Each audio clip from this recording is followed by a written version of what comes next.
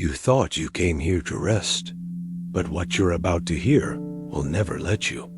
These are not bedtime stories. They are the soft machinery of your unraveling, whispered through the cracks in science, self, and time. You will fall asleep, yes, but nothing of you will ever wake up the same. You have never seen the world.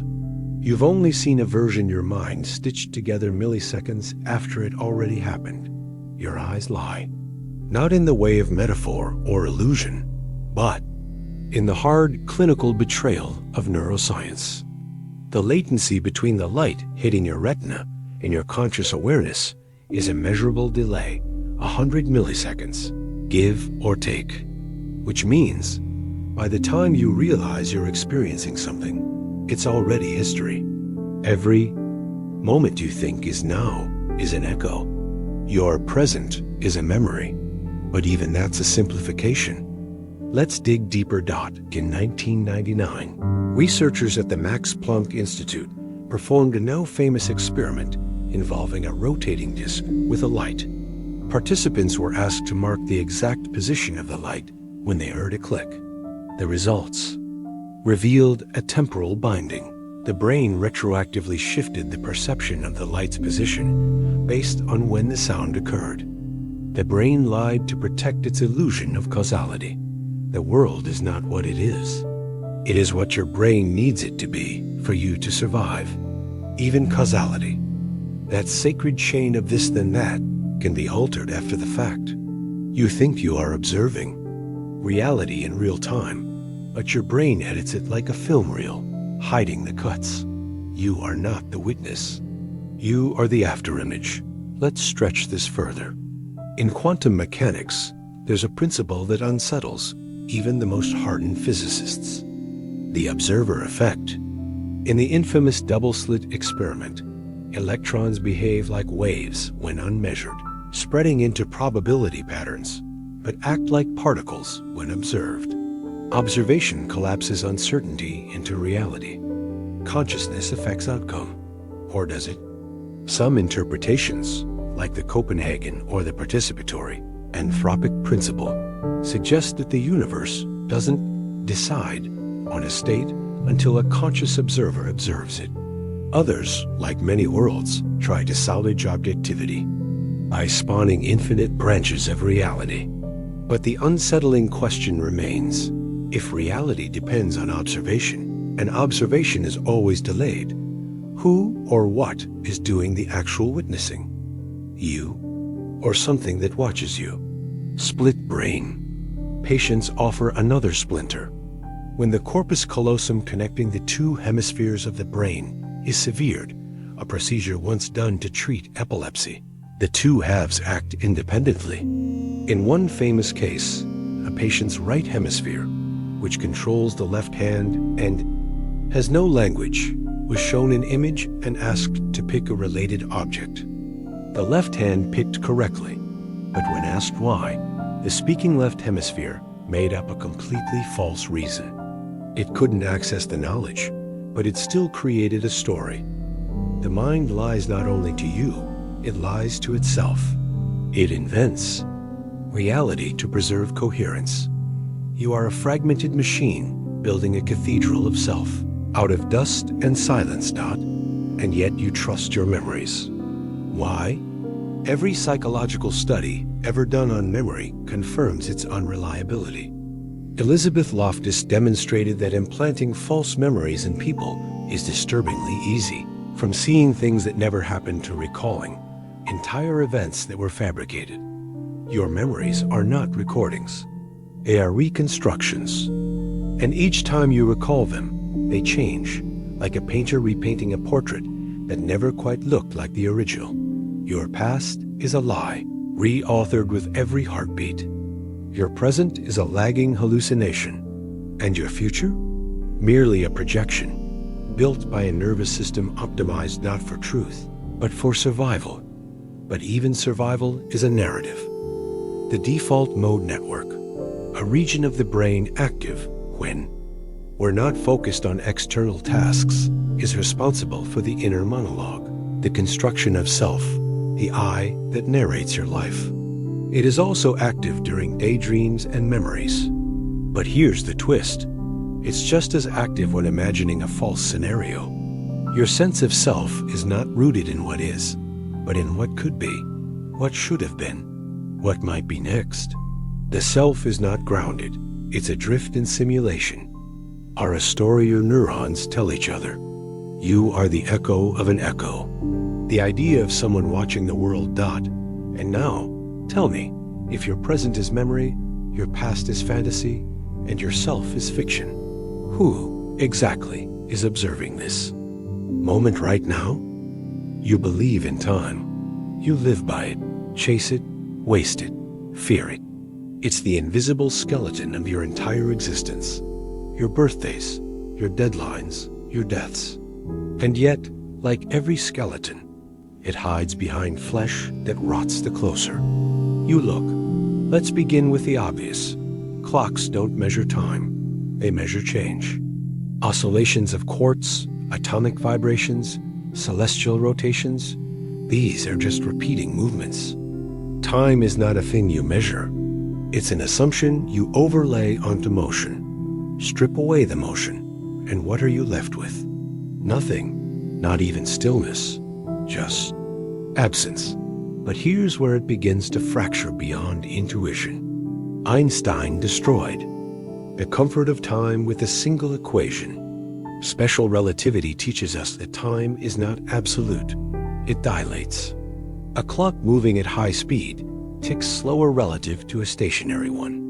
GPS satellites, the same ones guiding your phone, must constantly correct for both special and general relativistic time dilation, or their positioning would drift miles off course each day. Time passes at different rates depending on where you are, how fast you're moving, how much gravity surrounds you. Your now is not mine. Your 5 seconds are not identical to anyone else's. On a planet orbiting closer to a black hole, a single minute could stretch into years. So, when exactly is now? There is no universal present. There never was. This isn't theory. It's daily, functioning technology. The only reason your phone knows where you are is because the universe does not agree on time. But time's betrayal goes deeper. Einstein's equations work equally well forward and backward in time. Physics, the laws that govern everything, are time-symmetric. There is no inherent direction in them. So why does your experience of time only move forward? Why can't you remember tomorrow? Entropy, says thermodynamics. The second law states that systems tend toward disorder. A sandcastle crumbles, not the other way around. But entropy is not a force. It's not pushing anything. It's a statistical tendency. The arrow of time exists not because of physics, but because disorder is more likely.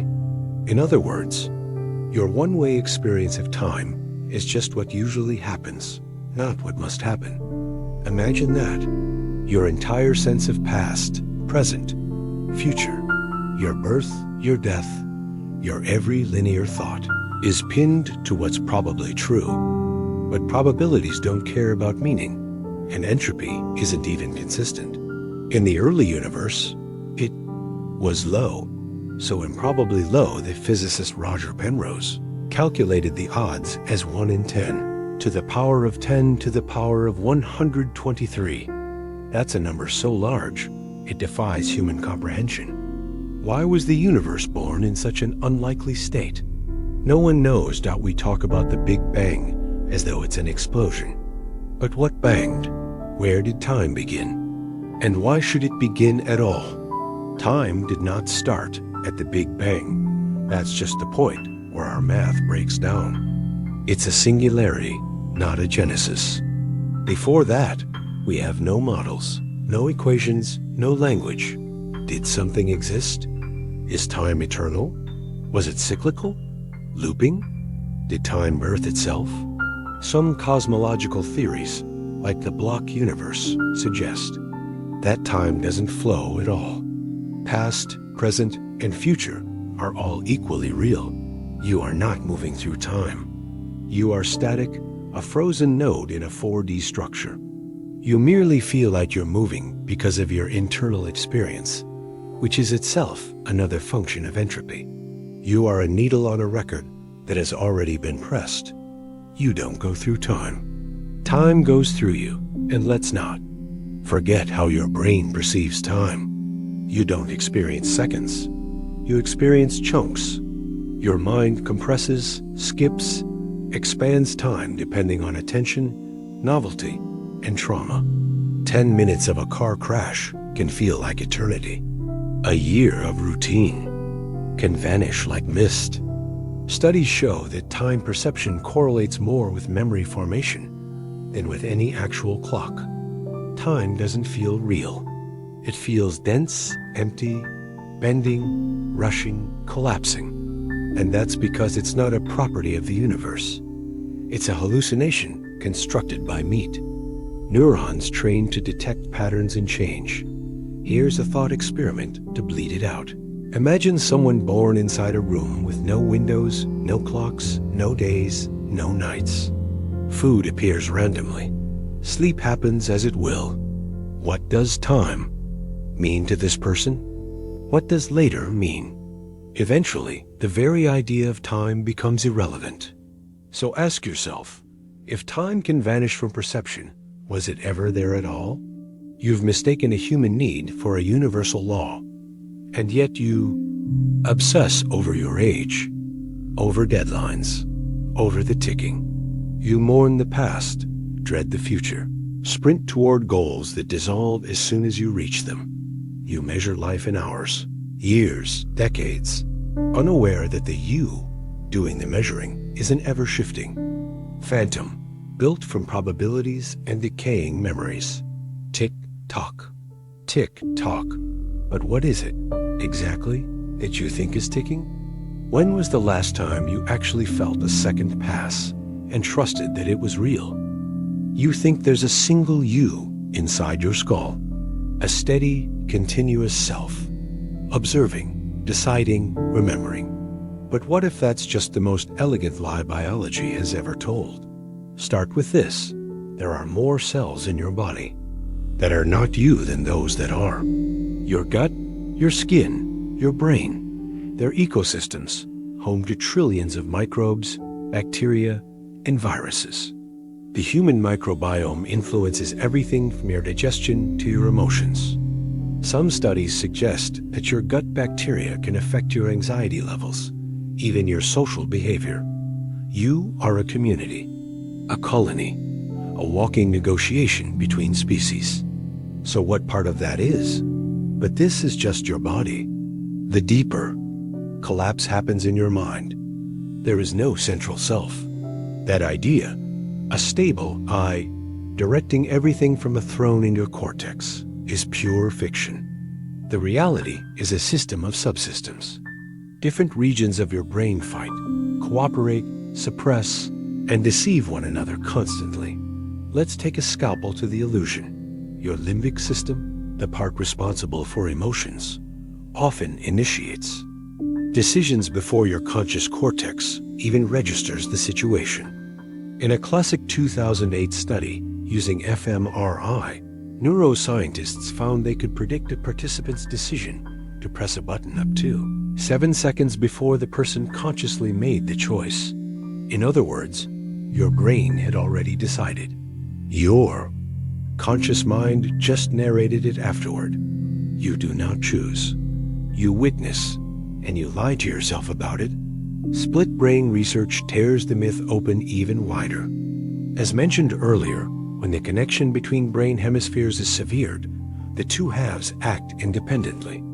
In experiments, patients could simultaneously believe two conflicting things. One half saw something, the other didn't, and yet they would rationalize the contradiction. Your consciousness is not unified. It is stitched badly. Even in a healthy brain, you experience cognitive dissonance, the ability to hold two conflicting beliefs and pretend there's no conflict. You feel it when you say you love someone and still betray them. When you know smoking kills and still light the cigarette. When you scream that you want to be free, yet beg to be led. Your mind doesn't seek truth. It seeks comfort, consistency. It will warp logic, erase memory, invent stories just to keep the illusion of self intact. But it gets worse. You hear an inner voice, your narrator, your thought stream. But what is it? If you really listen, you'll find it talks at you, not from you. You don't decide its content.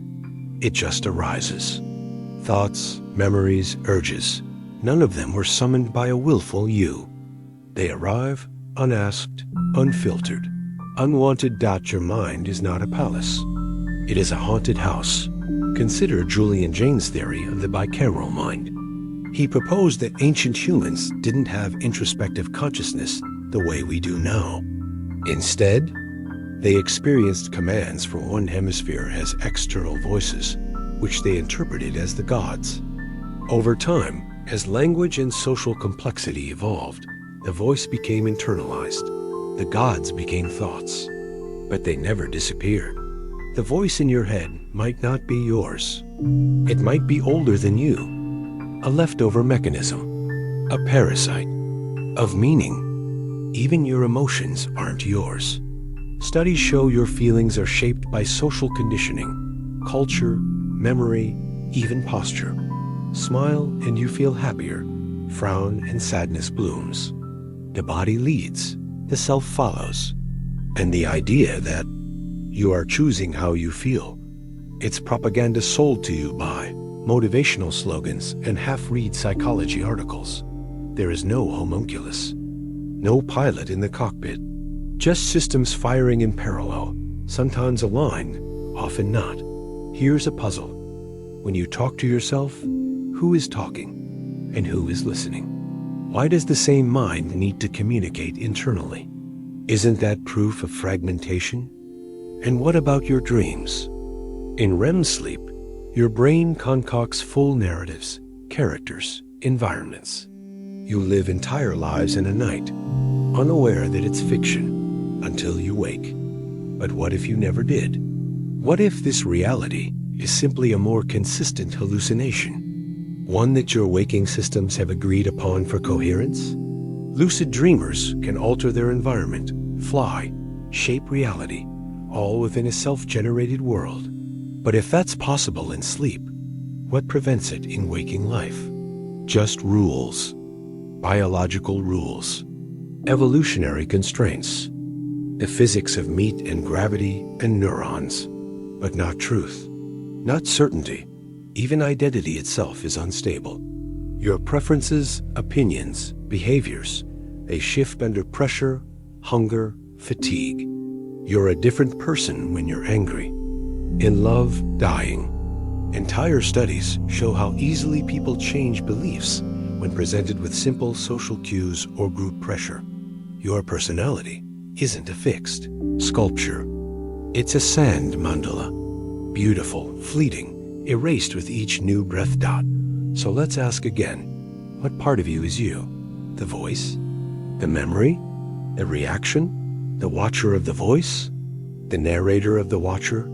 The one asking the question? Or none of them? If every thought arises without your command, and every action is predicted before you choose it, who, exactly, is the one pretending to be you? You speak to understand. You write to preserve. You think in words, believing that language is a bridge between minds, a shining conduit of clarity. But what if it's not? What if language is not a mirror of reality, but a wall painted to look like a window? Let's begin with its birth. Human language is estimated to have emerged somewhere between 50,000 and 150,000 years ago, a blink in evolutionary time. Before that, for millions of years, Homo sapiens had the same physiology, the same brains, but no complex language. What then was their experience of thought? Were they thinking or merely reacting? Julian Jaynes argued that consciousness itself, the introspective self, only appeared after language matured. In his view, people didn't think in the way we understand now. Instead, they acted on auditory hallucinations, interpreted as gods, kings, ancestors. Language didn't just express thought, it created it. And you still believe that what you say is what you think. But the research disagrees. Studies of proverbal children, people with aphasia, and speakers of vastly different languages show youths that thought and language are not twins. They are strained, reluctant siblings. People born without language, like the famous case of Jeannie, a child isolated until age 13, never fully acquire complex abstract thought, even after years of learning. Their understanding of time, causality, even self, remains fragmented. Need language to structure complex thought. But language is not truth. It's abstraction. Take the word tree. You think of a tall plant with leaves, maybe bark, maybe fruit. But that's not what a tree is. A tree is a constantly changing, living system, fluid in time and space, entwined with fungus, insects, carbon, decay. The word tree simplifies it into a neat noun, freezing it, shrinking it, betraying it. Every word is a murder, a slaying of specificity in favor of convenience. But that's not the worst part. Different languages carve the world in different ways. The Hopi language, for instance, has no tenses that correspond directly to past, present, or future. Their conception of time is vastly different from the Western linear model. The Parahu people of the Amazon have no fixed number system, no words for 1, 2, 3, just few and many. They cannot count, and yet they live. So, what does this say about reality? If the fabric of your world changes based on the structure of your language, was it ever real to begin with? Linguistic relativity, often called the Sapir-Whorf hypothesis, proposes that language shapes not just what we say, but what we can think. Modern neuroscience supports this more than you might wish.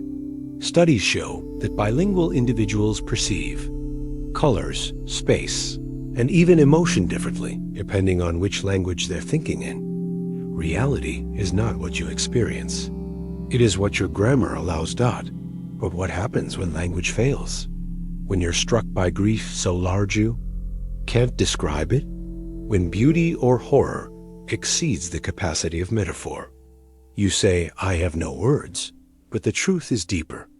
There never were words big enough to contain the world. You just forgot that silence was always the default. Even your emotions are linguistic cages.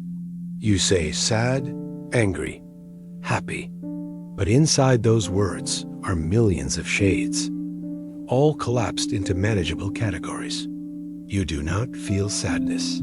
You feel this, whatever this is, and language shoves it into a pre-built drawer like a corpse in a morgue. You think you're expressing yourself, but most of the time you're compressing yourself, reducing, translating, distorting. Now imagine the terrifying corollary. Every word you've ever heard was distorted the same way. When your mother said, love, did she mean what you mean? When you scream, why? At the sky, what are you? Really asking, and who are you hoping will understand? You assume that language transmits meaning, but meaning is not transferred. It is reconstructed in another's mind, using their own memories, their own neurology, their own cultural framework. No two people ever mean the exact same thing. Communication isn't transmission. It's synchronized hallucination, and you are speaking to ghosts. Even internally, language misleads. You tell yourself stories. I am this. I am that. I must do this. I am meant for this. But those stories are built from the same hollow symbols, echoing from childhood, media, family, trauma. You did not choose them. They grew in you like fungus. You recite them like scripture, mistaking the chant for truth. You say, I know who I am, but say it in another language, and the shape of that self will warp. Say it enough times, and even the words lose meaning. Try it now. I am real. I am real. I am real. Now ask, If you need to say it, how sure are you?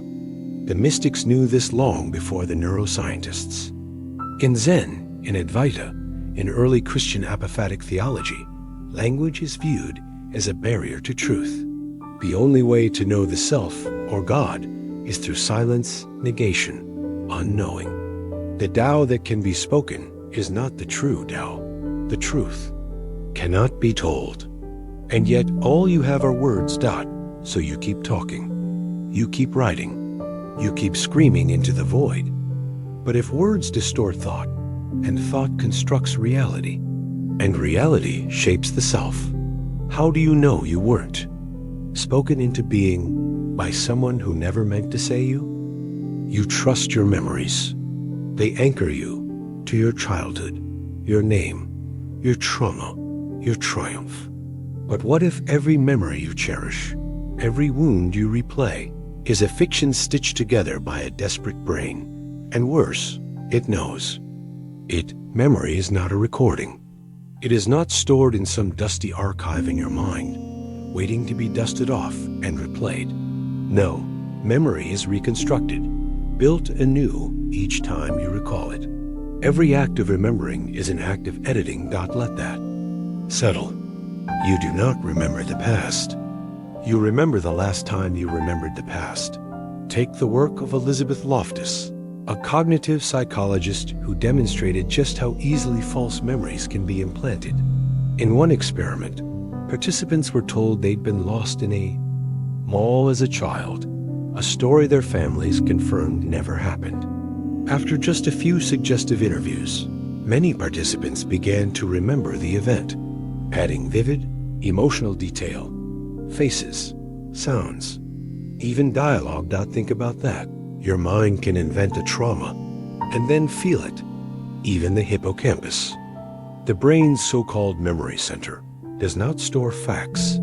It stores relationships, generalizations, impressions. Memories are encoded across networks, influenced by your mood, the context, your beliefs. Trauma, especially, warps memory. It fragments time, exaggerates some elements while suppressing others. Victims of violence often remember less, not more. Your memory is not truth.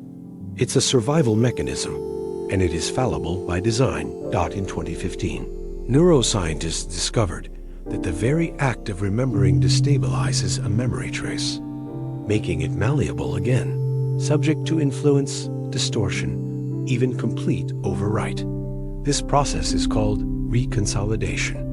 Every memory you access becomes vulnerable. Every time you remember who you are, you rewrite who you were. Now think of your childhood. That moment of warmth, the smell of your mother's shirt, the sharpness of a betrayal. Is it real? Or is it a flickering mosaic built from fragments, stories, photos, and countless revisions? You'll never know. But it gets worse. In 1978, Loftus and Palmer ran a study where people watched footage of a car crash and were later asked, how fast were the cars going when they smashed into each other? Another group heard the word hit instead. The smashed group not only estimated higher speeds, they remembered seeing broken glass that wasn't there. Your language corrupts your memory. Your emotion corrupts your memory. Your beliefs corrupt your memory. You are the unreliable narrator of your own life. And the worst part is, you believe your own lies. What about your identity? Your formative experiences? What if the things that made you who you are never happened the way you think they did? What if you were kind once, but remembered being weak? What if you were cruel once, but your brain rewrote it as necessary? What if the self you defend is just a corrupted save file? There are documented cases of people creating entire false lives in their minds. In confabulation, patients with brain damage fill in memory gaps with invented stories, not to deceive, but because the brain needs a coherent narrative. The truth doesn't matter, only the illusion of continuity. And yet here you are, clinging to your story. I am the person who suffered this.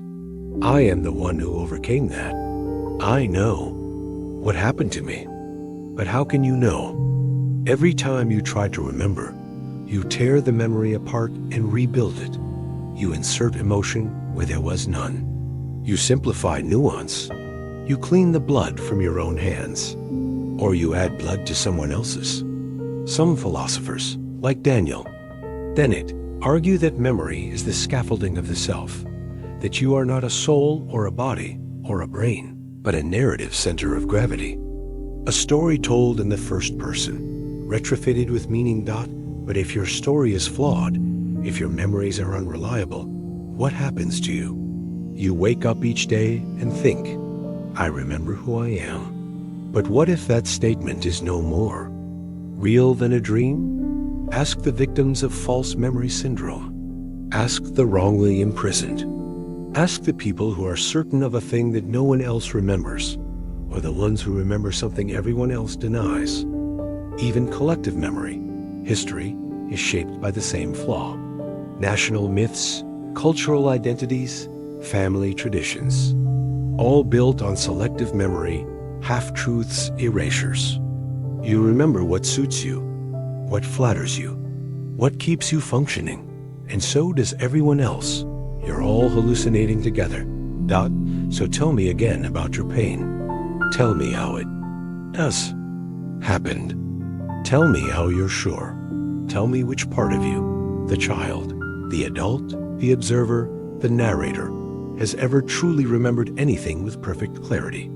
And if you haven't, who is the one who carries the burden of a past that may have never happened? You think you're choosing this, to read, to listen, to stay. But what if every decision you've ever made was already written, not in some cosmic scroll, but in the folds of your own biology? You feel like an agent, an author, a sovereign, self-moving through space, weighing options, making choices. But neuroscience laughs. It whispers through the fMRI scans and electrode needles. You do not decide. You report decisions made seconds earlier by systems you cannot access for reasons you do not understand. In 1983, Benjamin Lebek ran a series of experiments that would undermine centuries of philosophical confidence. He asked participants to flex their wrists whenever they felt like it. At the same time, he measured their brain activity. The results? A buildup of neural activity. The readiness potential began 300 milliseconds before the subject became consciously aware of their intention to move. The brain moves first. The mind catches up.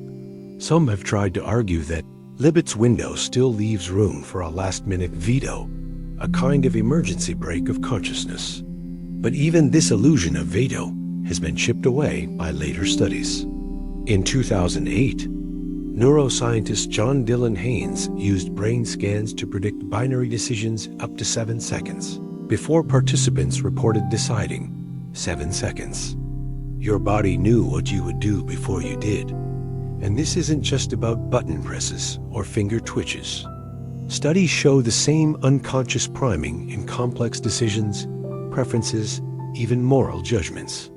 Your environment, your biology, your history, these variables define a trajectory. And you are the witness to that unfolding, not its origin. So where is your freedom? Some cling to quantum uncertainty, the hope that randomness at the smallest scales allows for unpredictability. But randomness is not freedom. Randomness is chaos. There is no meaning in a dice roll, no accountability, no authorship. Just noise. Others claim free will exists because we feel it does. But so what? You feel like you're at the center of the universe, yet Earth orbits the sun. You feel like time is linear, yet physics allows otherwise. Feelings are not truth. They are evolutionary artifacts, and evolution does not care if you are free. It only cares if you survive. Here's the harder truth. Free will is necessary for society, but not for reality. Legal systems, moral codes, responsibility. All these require the illusion that people can choose good or evil.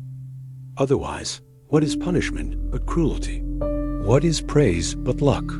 So the illusion must be maintained. We say, you chose to steal, you chose to kill. Even when we know the trauma, the brain chemistry, the poverty, the neglect, the abuse. Even when we know the road was paved before the first footstep. This is not to excuse. It's to expose. Sam Harris put it plainly. You can do what you decide to do, but you cannot decide what you will decide to do. You are a puppet with awareness, a chemical process hallucinating agency. What about the self-help gospel?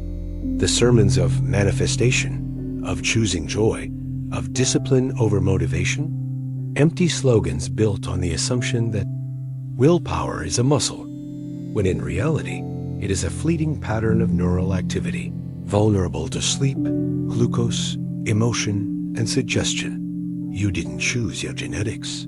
You didn't choose your childhood. You didn't choose your language, your trauma, your birth. But every choice you've made has been sculpted by those forces. You are not the potter. You are the clay pretending it moved the wheel. Still not convinced? Then let's try this.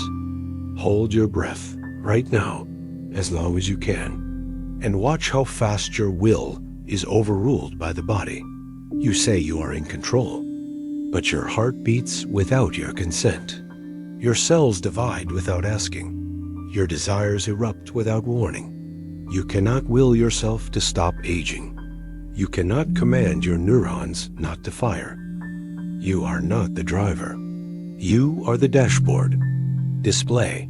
There's a reason ancient philosophies, from Stoicism to Buddhism, urged surrender, not as virtue, but as truth, because they glimpsed what modern science now confirms, that control is an illusion, and peace only comes in acknowledging. The machinery. But peace is not the goal here. Disillusionment is. So let's dig once more. What if every moment of decision is simply the tip of a process that began long before you were born? What if every action, every regret, every so-called sin was a domino in a line you didn't lay? What if the only thing you were ever guilty of was believing you were free? And if you are not the one who chooses your life, then who or what is living it? You think you're alive. You feel the breath in your lungs, the blood in your fingers, the thoughts in your head. But life, like everything else you've ever trusted, is only true until you ask what it really means. So ask it. What is the exact moment of death? Is it when your heart stops? No, CPR can restart it. Is it when your brain ceases activity? Not reliably. We've revived people minutes, even hours after flatlining. Some define death as the irreversible loss of consciousness. But how? Do you define irreversible when consciousness is still a mystery? You think death is a moment. It isn't. It's a process, a slow fractal erosion of certainty. When your body dies, not all of you dies with it.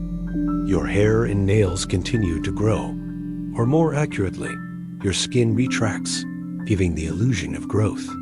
Cells in your organs remain active. Gene expression increases in the hours after death. Your body resists, fights, performs life, even in the absence of you. But here's the twist. You are already dying. Not metaphorically, not spiritually, biologically. Right now, in your cells, your DNA is shortening. With each division, your telomeres, the protective caps on your chromosomes, erode. This is the ticking clock of your mortality. When they're gone, errors multiply. Aging accelerates. Systems fail. Senescence is not just inevitable. It's happening now. The rot is already inside you, and time doesn't help. In physics, time is reversible, but entropy is not. From the moment of your birth, your body has been increasing in entropy, a slow march toward disorder. Life is not a triumph over death. It is a delay, a brief pause in the collapse. Your death is not an event. It is your state. Life is the illusion interrupting it. Still not convinced? Let's talk about quantum immortality, the unsettling implication of the many worlds interpretation of quantum mechanics. In this view, every possible outcome of a quantum event happens in some branching universe, including you surviving everything. If true, then from your first-person perspective, you might never die. In every moment where death is possible, a car crash, a disease, a stray bullet, there will always be at least one branch where you survive. But in every other branch, you've already died. Again, and again, and again. The only reason you're reading this is because this is the branch where you haven't yet, which means your survival is not proof of life. It is the statistical residue of not yet being eliminated. You're a ghost haunting a probability tree. Even your memory of life is decaying. You forget. You rewrite. You lose names, faces, years. The older you get, the more you lose. Until finally, you are a consciousness staring at the fog, unable to recall how it got there. We call that dementia. But maybe it's just the soul acknowledging it was never real. Now consider this. Consciousness itself may not be continuous. Some neuroscientists suggest it flickers, that there are micro blackouts, silent gaps in your awareness, every few seconds. You just don't notice them because your brain stitches over the holes, like frames missing from a film reel. So what if death, the true death, is just one of those flickers that never gets stitched back together? You close your eyes. There's silence, no pain, no light, no dream, and the real simply never resumes. Is that worse or better? Because here's the final fracture. You don't remember the beginning. You don't remember being born. You have no memory of the moment you became you. Why then do you assume you'll experience the end? You want death to be a tunnel, a passage, a transition. But it may be nothing, not even darkness, because darkness still exists to someone. Instead, it may be the total absence of the concept of experience. Not non-being, not void. Just not. You think you fear death, but what you really fear is waking up one day and realizing you died a long time ago, and everything since has just been your brain filling in the blanks. And if that's true, if this is the hallucination stitched into your final seconds, how would you know you aren't already dead? You live as if the universe notices, as if it sees you, hears you, registers you. But it doesn't, not because it's cruel. Cruelty requires intent, but because it's indifferent. And worse, it's silent in a language that was never meant for you. Let's start with the scale. Your body contains approximately 37 trillion cells. That seems vast until you realize there are 100 trillion atoms in just a single cell. Now pull back.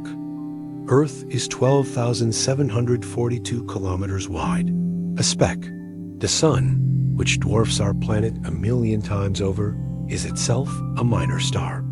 It circles the Milky Way every 225 million years, dragging our solar system in an elliptical arc through space. But even our galaxy is just one of 2 trillion. Your mind can't even imagine what that means. Not really. It's numbers stacked atop empty placeholders, too big for cognition, too quiet to mean anything to you. The universe isn't big. It's empty. 99.9999999% of it is nothing. Cold, black, lightless. And none of it needs you. You are not at the center.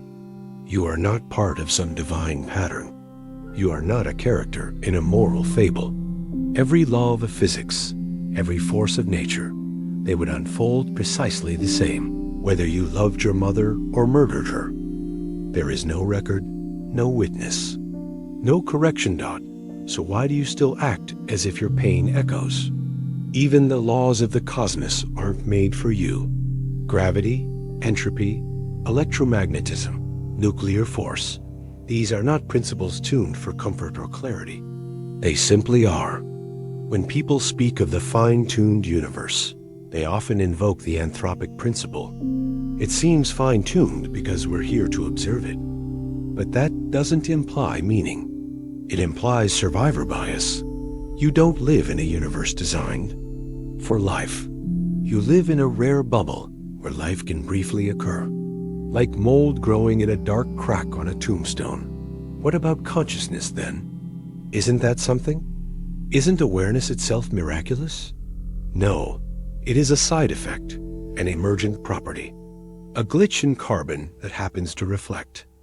The philosopher Thomas Metzinger wrote, "Nobody ever was or had a self." What we call consciousness is a self-model, a loop of information that tricks itself into believing it is a being. There is no homunculus, no soul, just process. And when that process stops, nothing remains. Think about this. The vast majority of the universe is outside your light cone, meaning you will never see it, never interact with it, never know it. It might as well not exist, for all it matters to your life. And yet it does exist. It dwarfs you, mocks you, forgets you. There are galaxies flying away from us faster than light due to the expansion of space itself. They will never be reachable, even in principle. Their light will never reach us. They are already lost to the cosmos. And so are you. Eventually, your sun will expand into a red giant and consume Earth. All our archives, data, culture, ash. After that, the sun will collapse into a white dwarf and radiate its last warmth. Over billions of years until the two cools into blackness. One by one, all stars will go dark. Black holes will evaporate. Entropy will increase. Disorder will reign. The universe will become cold, flat, and empty. No eyes will watch it. No minds will mark the final hour. No memory will remain. And yet here you are, typing, reading, thinking you matter. Matters to you does not matter to it. Your tears, your ideas, your symphonies, they ripple through an airless vacuum that doesn't register vibration. Void does not care that you are kind. The stars do not hear your prayers. The laws of physics do not bend for injustice. Even the language you're reading now, this stream of meaning, it exists only in your mind. There is no meaning in the letters.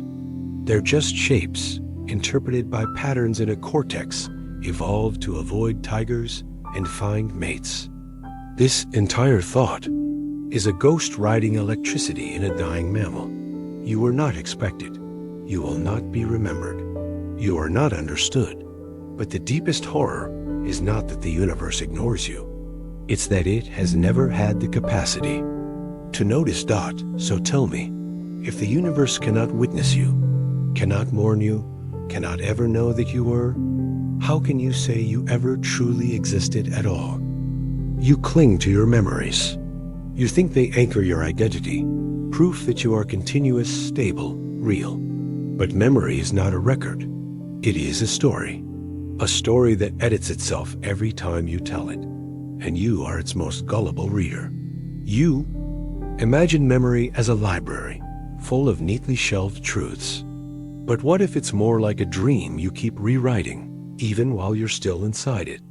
What if you are not remembering your life, but constructing it in real time, from fragments, distortions, and needs? Consider this. Your earliest memory is probably from age 3 or 4, but you were alive long before that. What happened to those years? Gone, not lost, but never encoded. Your sense of self only begins after your body has already become a pattern of reactions. Before that, you are a blank loop, experiencing but not recording. Even now, your memories don't replay. They reconstruct. Every time you recall something, you rebuild it from neural traces. And in doing so, you alter it. This is known as reconsolidation. The brain doesn't store truth. It stores useful hallucinations. Elizabeth Loftus, the leading researcher on memory distortion, showed how frighteningly easy it is to implant false memories. Subjects vividly recalled being lost in a mall as children, despite it never happening. Others swore they'd seen footage of plane crashes that never existed. And what's worse, once a memory is planted, it feels no different from the real ones.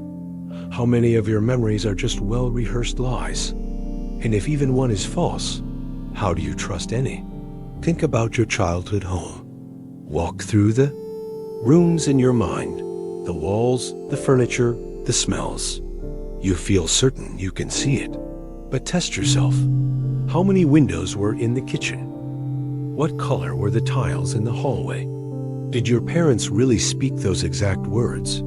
Or have you reconstructed their voices to fit your present narrative? Now consider this. In moments of trauma, memory breaks even more violently. Victims of abuse often recall events out of order, in fragments or not at all. Their brains protect them by erasing, distorting, rewriting. But when the past is rewritten for safety, what part of you remains authentic? Every version of you that ever existed only lived once, and that version is gone. You remember their outlines, their decisions, their mistakes, but you do not remember being them, which means you are not the same person. You are a memory of someone who thinks they were split-brain patients, whose hemispheres have been surgically separated, reveal something even more terrifying. When the brain is divided, each half can operate independently. One hand buttons a shirt while the other unbuttons it. One hemisphere believes in God. The other does not. Where is the self then? When one half of your brain contradicts the other, which is you? The answer, neither, or both, or something else entirely. The self is not a unity. It is a confabulation dot in neuroscience. There's no center of consciousness, no control room, no homunculus watching the screen. Just modules, systems, chemicals, talking to each other, interrupting, contradicting. You are not one voice. You are a parliament of echoes. And if you doubt that, think of the last time you had an inner debate. One part of you wanted to stay. Another wanted to leave. One voice urged kindness. Another burned with rage. Which one was you? All of them? None? Even the continuity you feel, the thread of selfhood stretching through your life, is a cognitive illusion, a psychological construct designed for stability. The brain evolved to simulate unity because a fractured self cannot survive in a social world, but there is no continuous you. Only the current narrator. The philosopher Derek Parfit said it best. Identity is not what matters. What matters is psychological connectedness, the degree to which future versions of you resemble present ones. But if the thread frays, if memories warp or disappear, that continuity dissolves. So who are you without your memories?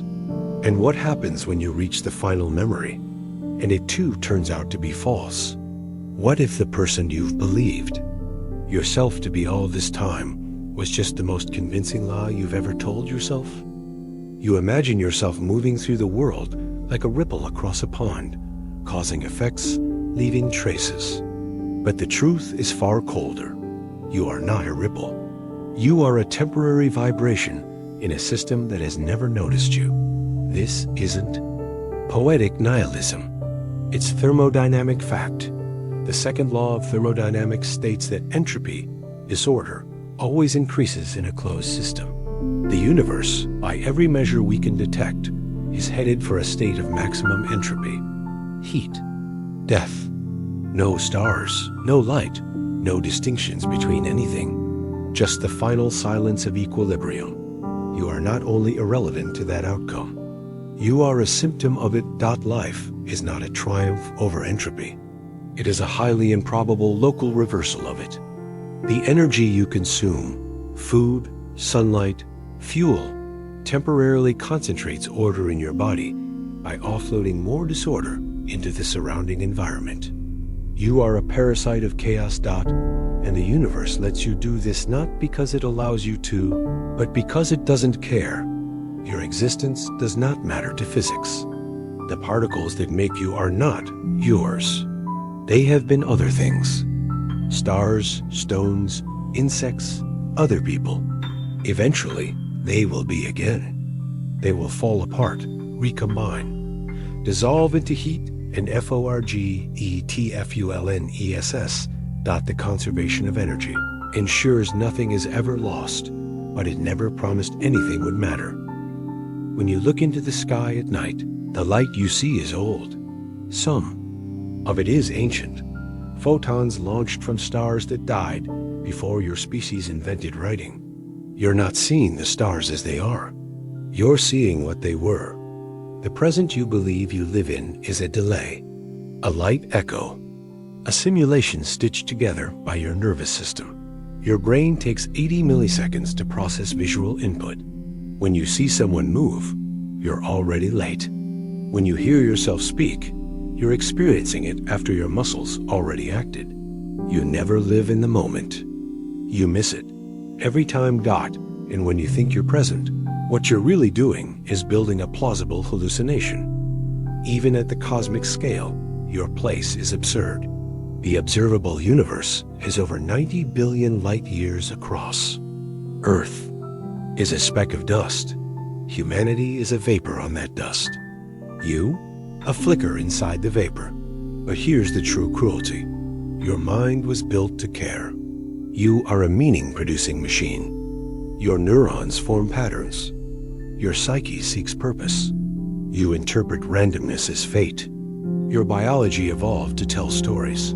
Because without stories, you are paralyzed by noise. So you pretend your life is a plot. You imagine beginnings, climaxes, resolutions. You assign roles to strangers. You make villains out of traffic.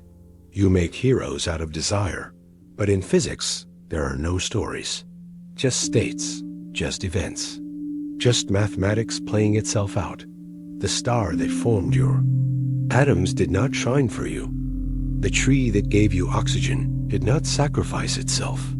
The mother who bore you may have loved you, but the cells that formed you did so blindly, with no goal, no will, no soul. And if tomorrow every trace of your existence were erased, your body, your voice, your memories, your name, the laws of nature would continue, unmoved, undisturbed. The earth would rotate, the moon would rise.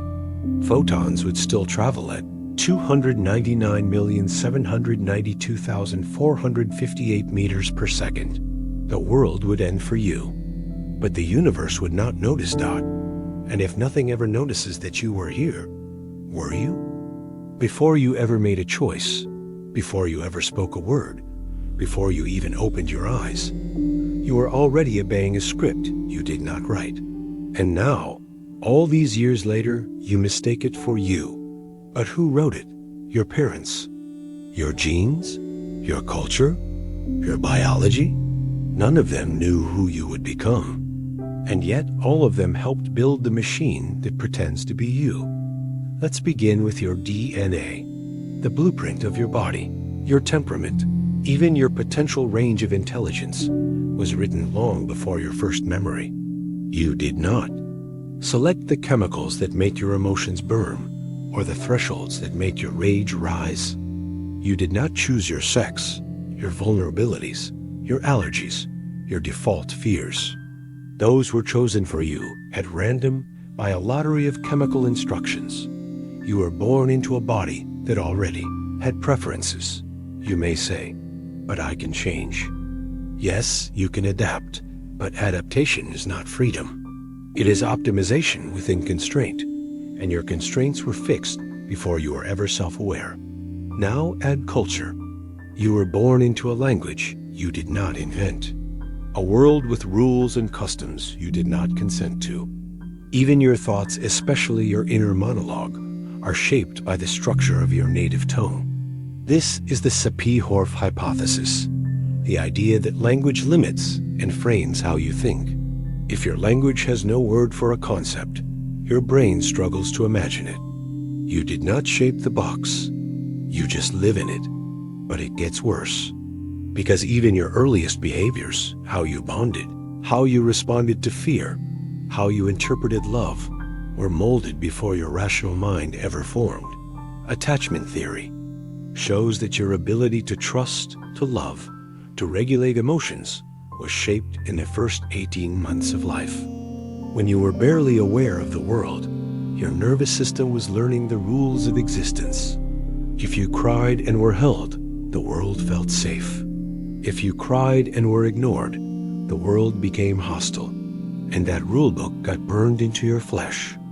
You've been following it ever since. You are not a decision-making engine. You are a pattern completion device. When you see a face, you don't see it. You recognize a pattern. When you fall in love, it's not magic. It's a biochemical familiarity, the echo of early attachment imprints. When you're triggered, you're not choosing a reaction. You're obeying a subconscious survival program. Even your intuition is just a collection of heuristic shortcuts programmed into you through thousands of tiny reinforcements.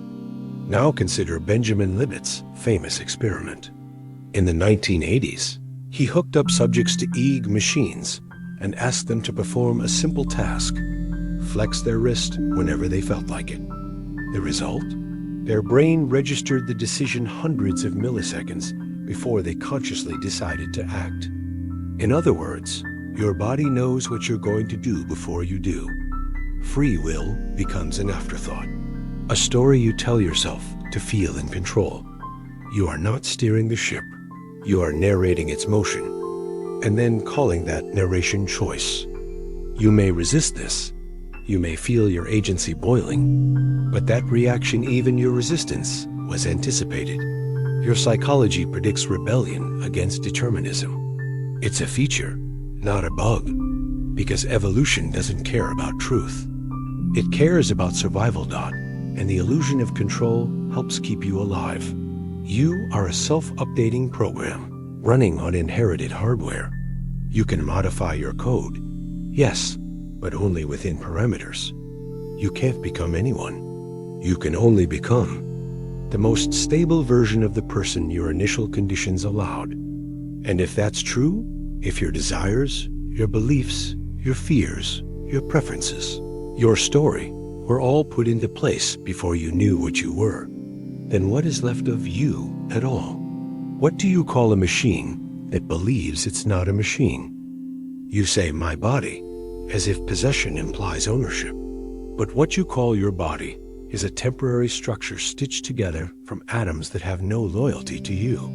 And they will leave you the moment your system fails. Your skin regenerates itself every few weeks, your bones every 10 years. Even your heart, the one you think has been beating for you since birth, is composed of cells that have died and been replaced again and again. The you from a decade ago has already decomposed while still walking around, and yet you feel continuous. But this sense of continuity is just another illusion, because your body is a process, not a product. Biologically, you are not a thing. You are a river, a constant flow of material, momentarily caught in the shape of a person. You eat, you excrete, you inhale, you shed. Atoms are entering and leaving you every second. The carbon in your cells was once part of ancient trees. The calcium in your bones once lived in the oceans. The iron in your blood was forged in stars. You are a borrowed form made of cosmic dust. And the thing you think you are, this body you dress and shave and pose in mirrors, is not a vessel. It is a colony. There are more bacterial cells in your body than human ones. Trillions of microbes living in your gut, on your skin, in your mouth, dictating your digestion, your mood, even your thoughts. Studies now suggest that gut bacteria influence serotonin production, immune responses, cravings, and possibly mental illness. Your identity is being co-written by organisms you'll never see. And if they die, You change. You don't inhabit your body. You are nested within it, competing with and coexisting alongside things that don't even know you exist. Even your brain, the supposed you inside, is just a lump of tissue, floating in cerebrospinal fluid, shielded behind the blood-brain barrier, interpreting chemical signals and electrostatic pulses. You've never touched the world directly. You've never seen anything, only photons bouncing off objects. You've never heard the world, only pressure waves transformed by hair cells. You've never felt anything, only electrical impulses traveling through nerves and decoded by the cortex. You are locked inside a damp, pulsing helmet. The body doesn't connect you to the world. It simulates the world for you. And when it fails, when disease spreads, when neural connections decay, when trauma rearranges your pathways, the you at once felt whole fractures. Stroke victims forget their own limbs. Amnesiacs rewrite their personalities. Alzheimer's patients lose their names. You say, my body, but your body doesn't say you. It digests without asking. It fights infection without your awareness. It ages whether you consent or not. It breaks down in silence, and in the end, it will rot. Worms will not know your name. Bacteria will not care about your story. Flies will. Find no legacy in your skin. Your body returns to the same earth it borrowed from. And everything that made it, yours will vanish. So if you never truly owned it, then who exactly just died? You've been taught history, but what you were taught was not what happened. It was a narrative stitched together from fragments, filtered through agendas, and rewritten by the victors. You think you know your past, but history is not a record. It is a story, and the story keeps changing. Start here. 99.9% of all human history is unrecorded. For nearly 300,000 years, your ancestors lived, died, built tools, buried their dead, and navigated a world without writing. Everything we know about them comes from shattered bones, burnt charcoal, cave scratches, and a few surviving myths. And yet we tell ourselves we understand. But even the recorded history, the one you memorize, in textbooks, is stitched from biased sources. Kings, priests, generals, and colonizers documented their victories, not their atrocities. Entire civilizations, entire genocides are lost to time simply because their victims couldn't write. Where's the voice of thee? Vanquished? What did the last Carthaginian scream as Roman fire consumed their city? What were the final thoughts of a child buried alive in Teotihuacan's temples?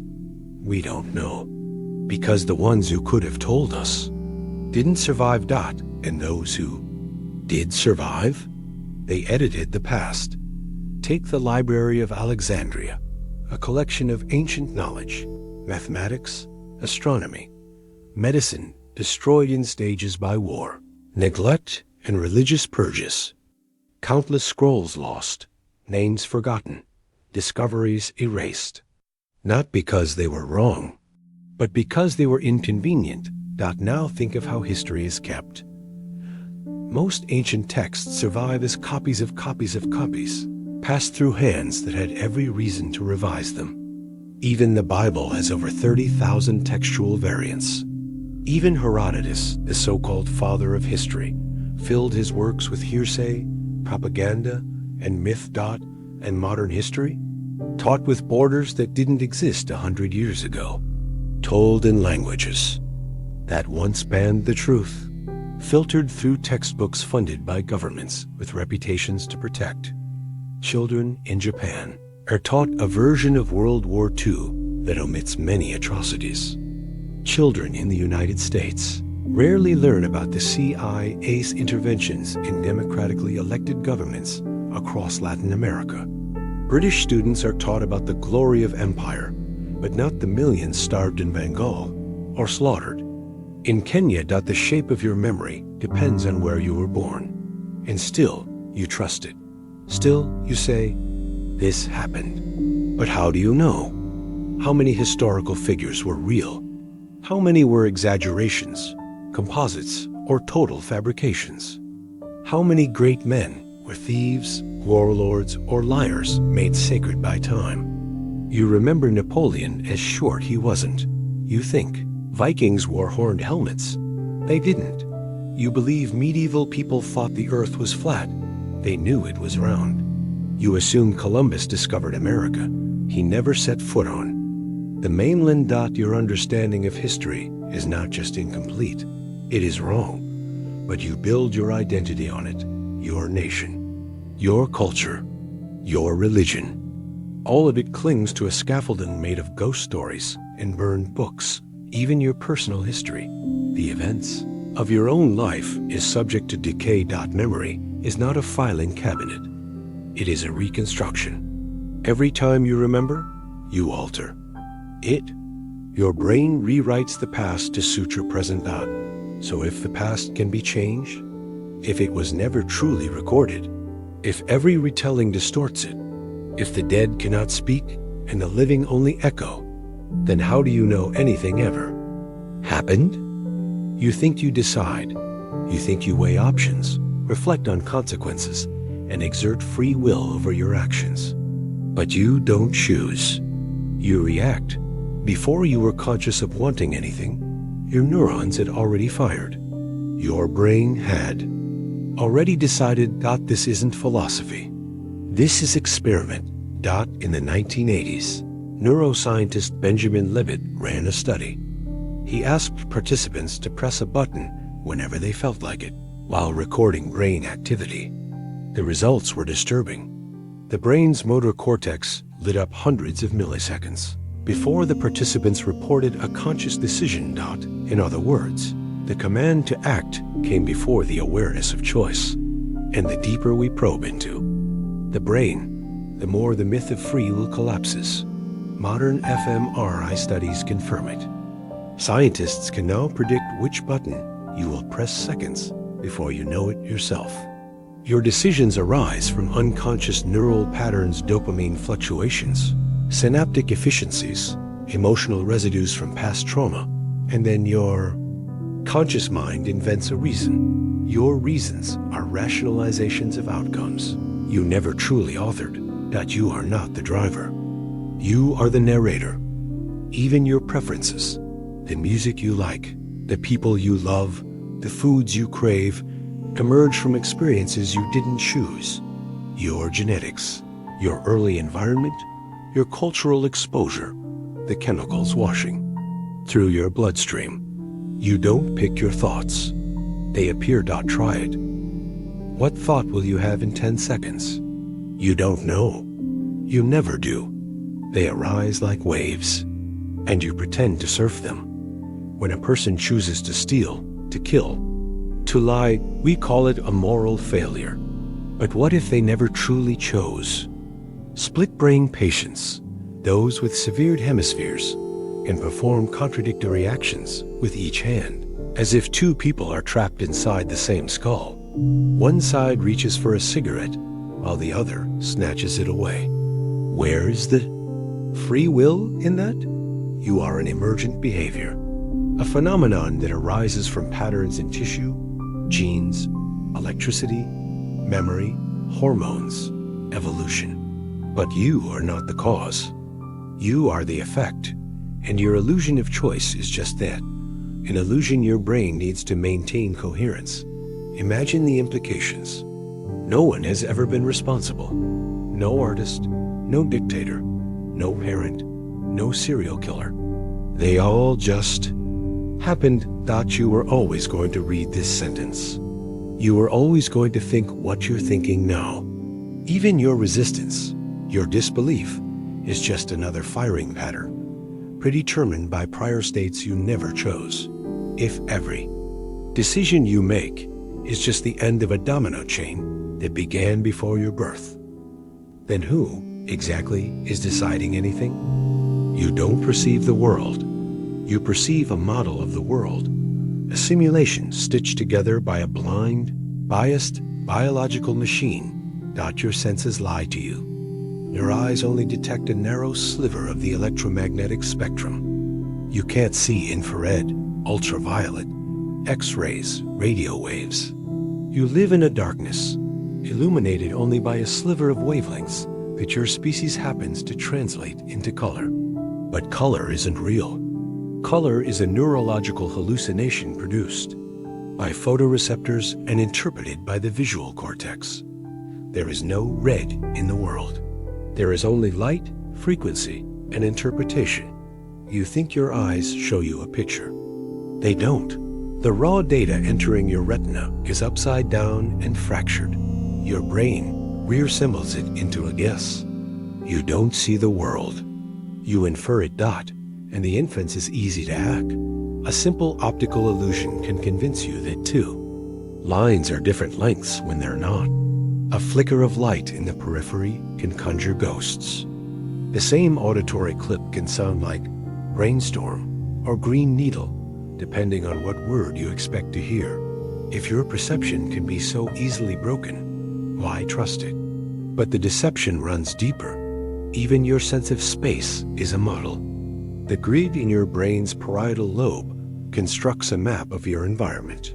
But this map is not reality. It's a compressed rendering. Neuroscientist Carl Friston's free energy principle proposes that your brain is not trying to perceive the truth. It's trying to minimize surprise. In other words, your brain isn't seeking accuracy. It's seeking stability. This is why the human mind sees patterns in static, faces in clouds, conspiracies in coincidence. Not because they're there, but because it's safer to believe they are. And so we build layers of abstraction concepts, languages, measurements, ideologies. We create maps, mathematical models, scientific laws, historical narratives, religious stories. But the map is not the territory. And we forget that. We say gravity pulls objects together. But gravity is not a thing. It's a model and equation that predicts behavior. We say democracy gives people power. But democracy is not a thing. It's a structure of symbols enforced by human agreement and threat of violence. We say money exists.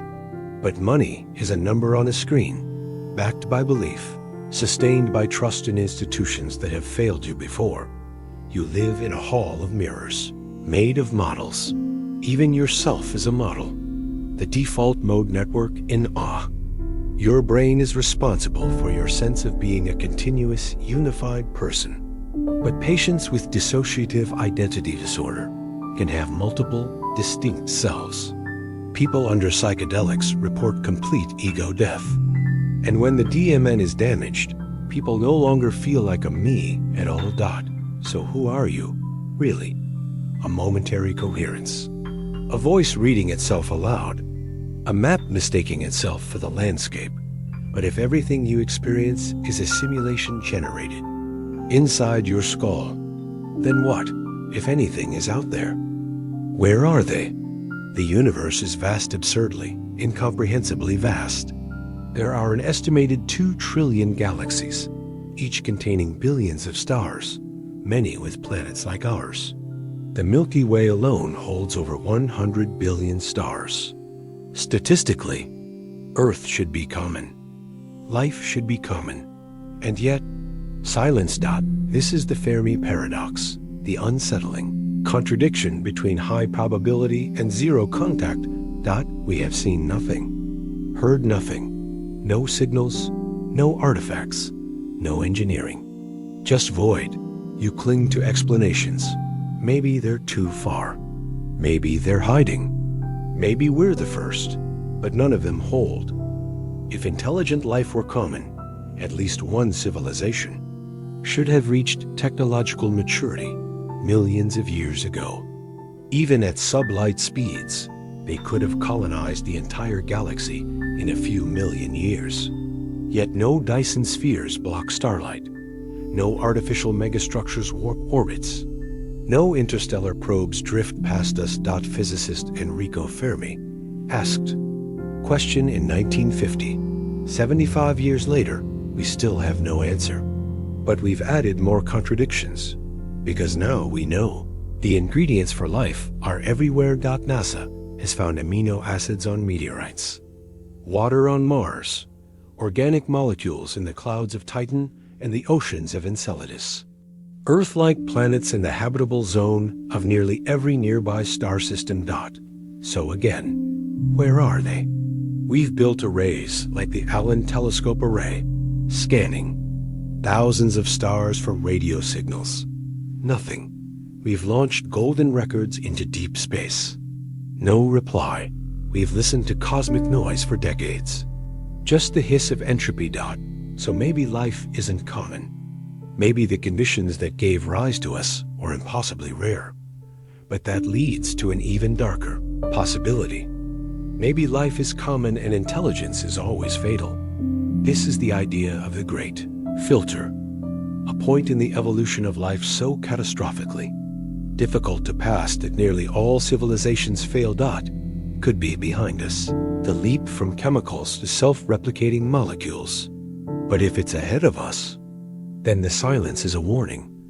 Maybe all advanced species destroy themselves. Maybe technological growth inevitably leads to ecological collapse, nuclear war, runaway A. Maybe there's a law of the universe we don't understand, that awareness is inherently unstable. Maybe the moment a species becomes capable of asking the question, where is everyone, is the moment before their extinction. And if you're listening to this, aware of your own awareness, watching your species rocket toward unsustainable consumption and synthetic intelligence, then you already know you're not alone. You're just next. But if the sky is so full of silence, and the math says that should be impossible, then what truth is buried just behind the stars? You believe your body is you. You move your hand, and it moves. You speak, and your voice emerges. You breathe without thinking. You blink without trying. But what happens when the body turns against you? Not metaphorically, literally. There are diseases where you lose control of your limbs, not just in movement, but in ownership. Alien hand syndrome, a rare neurological condition where one of your hands acts on its own, independent of your will. It might unbutton your shirt while your other hand buttons it. It might slap your face, throw your possessions, even try to choke you. And the worst part? You feel like it's not yours. You know it's attached, but it moves with the intention of a stranger.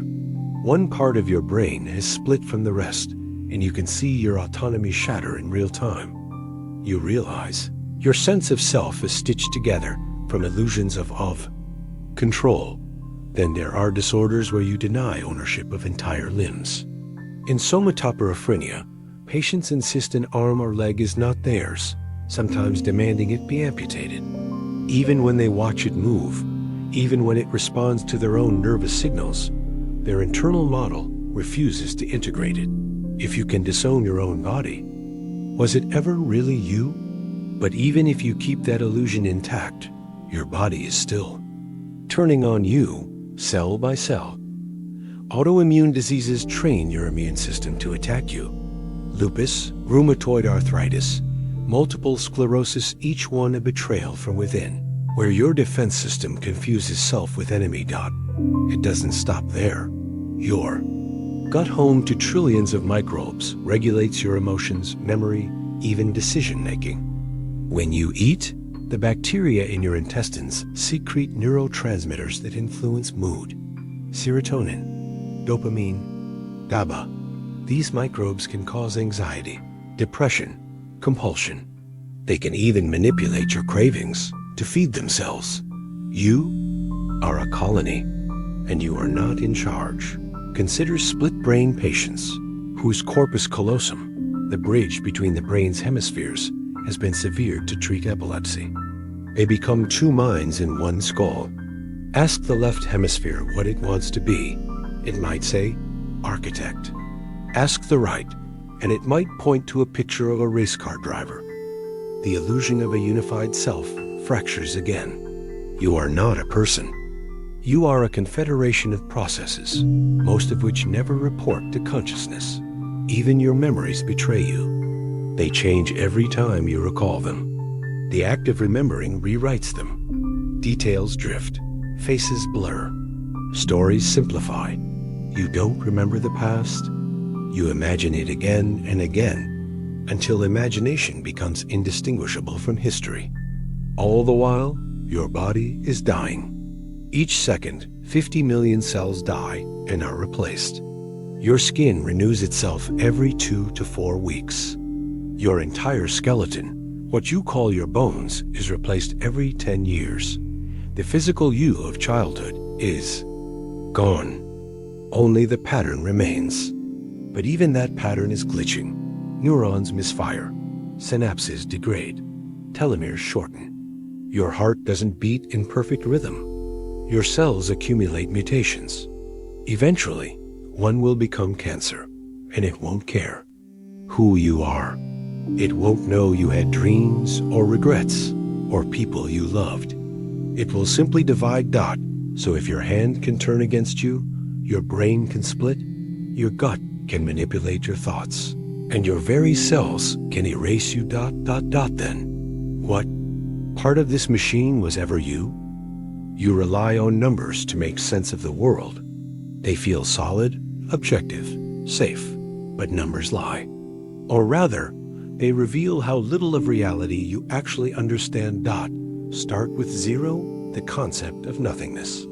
It seems intuitive, even obvious, but it was one of the last concepts to emerge in human thought. The ancient Greeks feared it.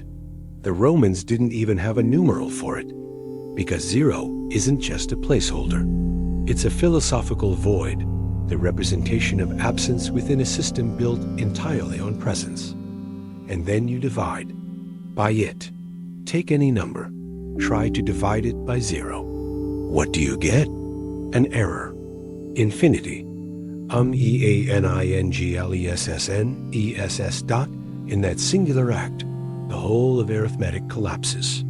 Because division by zero isn't undefined, it's unreal. The machinery of logic breaks. Down at the edges of nothing dot, now consider infinity. Not a number, but an idea. One that leads to paradox. Hilbert's Hotel. An imaginary hotel with infinite rooms, all occupied. And yet, it can still accommodate more guests. Just move each occupant to the next room dot. You can subtract infinity from infinity and get infinity. Or zero, or anything in between. Infinity defies intuition. And yet, it's everywhere in math, in calculus, in physics. In cosmology, your universe might be infinite, or curved, or flat, but boundless. You don't know. Now descend into the world of irrational numbers. Pi, the square root of 2, numbers that go on forever, never repeating, never ending. You can't write them down fully. You can't even know them entirely. They are real, but unreachable. You can calculate them to 1 trillion digits, and still you'll never reach the truth. Every decimal is a new unknowable sliver of reality dot, and then imaginary numbers. Square root 1, a number that doesn't exist on the number line. A thing that by definition should not exist. And yet without it, electrical engineering wouldn't work. Quantum mechanics would collapse. Your phone wouldn't function. GPS wouldn't guide you, because the imaginary is more real than your common sense. Now twist deeper into Gödel's incompleteness theorems. In any consistent mathematical system, there are true statements that cannot be proven. Math cannot prove all truths within itself. Logic has blind spots. There are numbers you can name, but no equation can define. The foundation crumbles. What about probability? You flip a fair coin. There's a 50% chance of heads. Seems reasonable, but in quantum mechanics, particles exist in multiple states at once. A cat is alive and dead until observed. Probability isn't a lack of information. It is reality itself being undefined until you look. The universe doesn't have a value until you ask a question. At the smallest scale, there is no certainty. Only wave functions collapsing under the pressure of observation. Your most trusted system, mathematics, is not a mirror of reality. It is a cage built to contain infinity and failing. You were taught that 1 1 equals 2, but in quantum physics, particles can interfere, annihilate, entangle. 1 plus 1 might be 0, or 1, or something outside the integers entirely. So if numbers can't handle 0, can't comprehend infinity, can't escape paradox, can't even define all of their own truths, then how can they define you? Memory is the anchor of identity. You are who you remember being. Childhood joys, teenage pain, adult failures. Your past is a story stitched together from flickers of neurons and the illusion of continuity. But what if that story is wrong? Begin with the Mandela effect. Millions of people remember Nelson Mandela dying in prison. He didn't. They remember Berenstain Bears. It was Berenstain. They remember a monocle on the Monopoly Man. It never existed. This is not just misremembering. It is shared false memory. Entire populations misaligned with recorded reality. Now understand what memory truly is. Not a file in a drawer. Not a video playback. It is reconstruction. Every time you recall a memory, your brain rewrites it, re-encodes. It alters it. Neuroscience has shown that recalling strengthens some details and erases others. It mixes real events with imagination, bias, and suggestion. You don't remember the original moment. You remember your last memory of remembering it. Worse still, false memory implantation is real.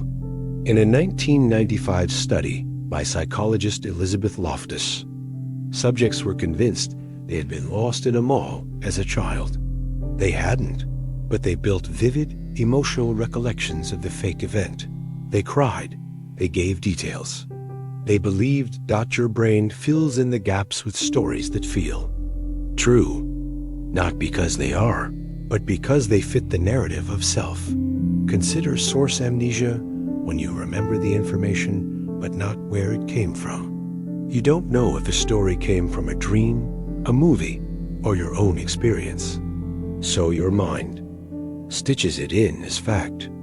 And now a lie becomes the foundation of who you think you are.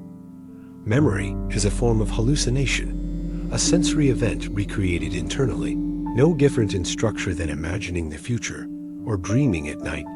You trust eyewitnesses. But in courts, they're the most unreliable. Two people see the same accident and remember different cars, colors, faces, causes. Even your most intense experiences, trauma, grief, joy, are just neuronal echoes, easily bent. Now meet confabulation. In patients with brain injuries or Korsakoff syndrome, the brain invents memories to fill in blanks. They are unaware. They are confident. They insist it happened. But nothing did. This is not pathology. It is you every day, patching together your selfhood from scraps and guesses. Then comes the horror of childhood amnesia. You remember nothing from your first few years. Your most formative experience is gone. Your first steps, first fears, first love for your parents, all wiped. You were conscious, but that part of you has been erased by time, pruning, or design. So who were you before your earliest memory? Who did you love, fear, or trust? Who hurt you before you could record it? And what about dreams that feel like memories? Recurring. Scenes that don't fit your life. Faces you swear you know. Places that feel home but don't exist. You assume dreams are fiction. But what if some are not? What if they're residues of repressed memory or synthetic experiences created by the brain to simulate missing time? And now we ask, if your memories are false, if your identity is a lie built on illusions, if even the facts of your life are guesses written by neurons with no sense of truth, then who is remembering you? You believe in cause and effect. One event leads to another, neatly, in order, like dominoes falling forward through time. But time does not care what you believe. Start with the block universe theory. It proposes that the past, present, and future all exist simultaneously. That your birth, your death, this exact moment are equally real. The now is just your mind surfing a frozen fourth dimension. You are not moving through time. You are stuck in it. You didn't choose to. Be here. You're not progressing. You're being played. Einstein hinted at this. Distinction between past, present, and future is only a stubbornly persistent illusion. That illusion, called the psychological arrow of time, is your only link to a future you falsely believe. You control, but time's true direction is written in entropy. Things fall apart, glasses shatter, stars die. Memory builds in one direction, but entropy doesn't care what you remember. It only increases. Then consider retrocausality in quantum physics. In delayed choice experiments, photons decide whether to act like waves or particles after they're measured. Which means future events influence the past. The experimenter's decision in the present rewrites the outcome of what already happened. Time, it seems, is not one way. It loops, it fractures, it responds. Now look to closed time-like curve solutions to Einstein's field equations that allow paths in space-time to circle back on themselves. They imply that, in the right conditions, information or particles could loop. A message from the future, a whisper from the past, a version of you handing you your own death. This isn't science fiction. It's mathematical consistency.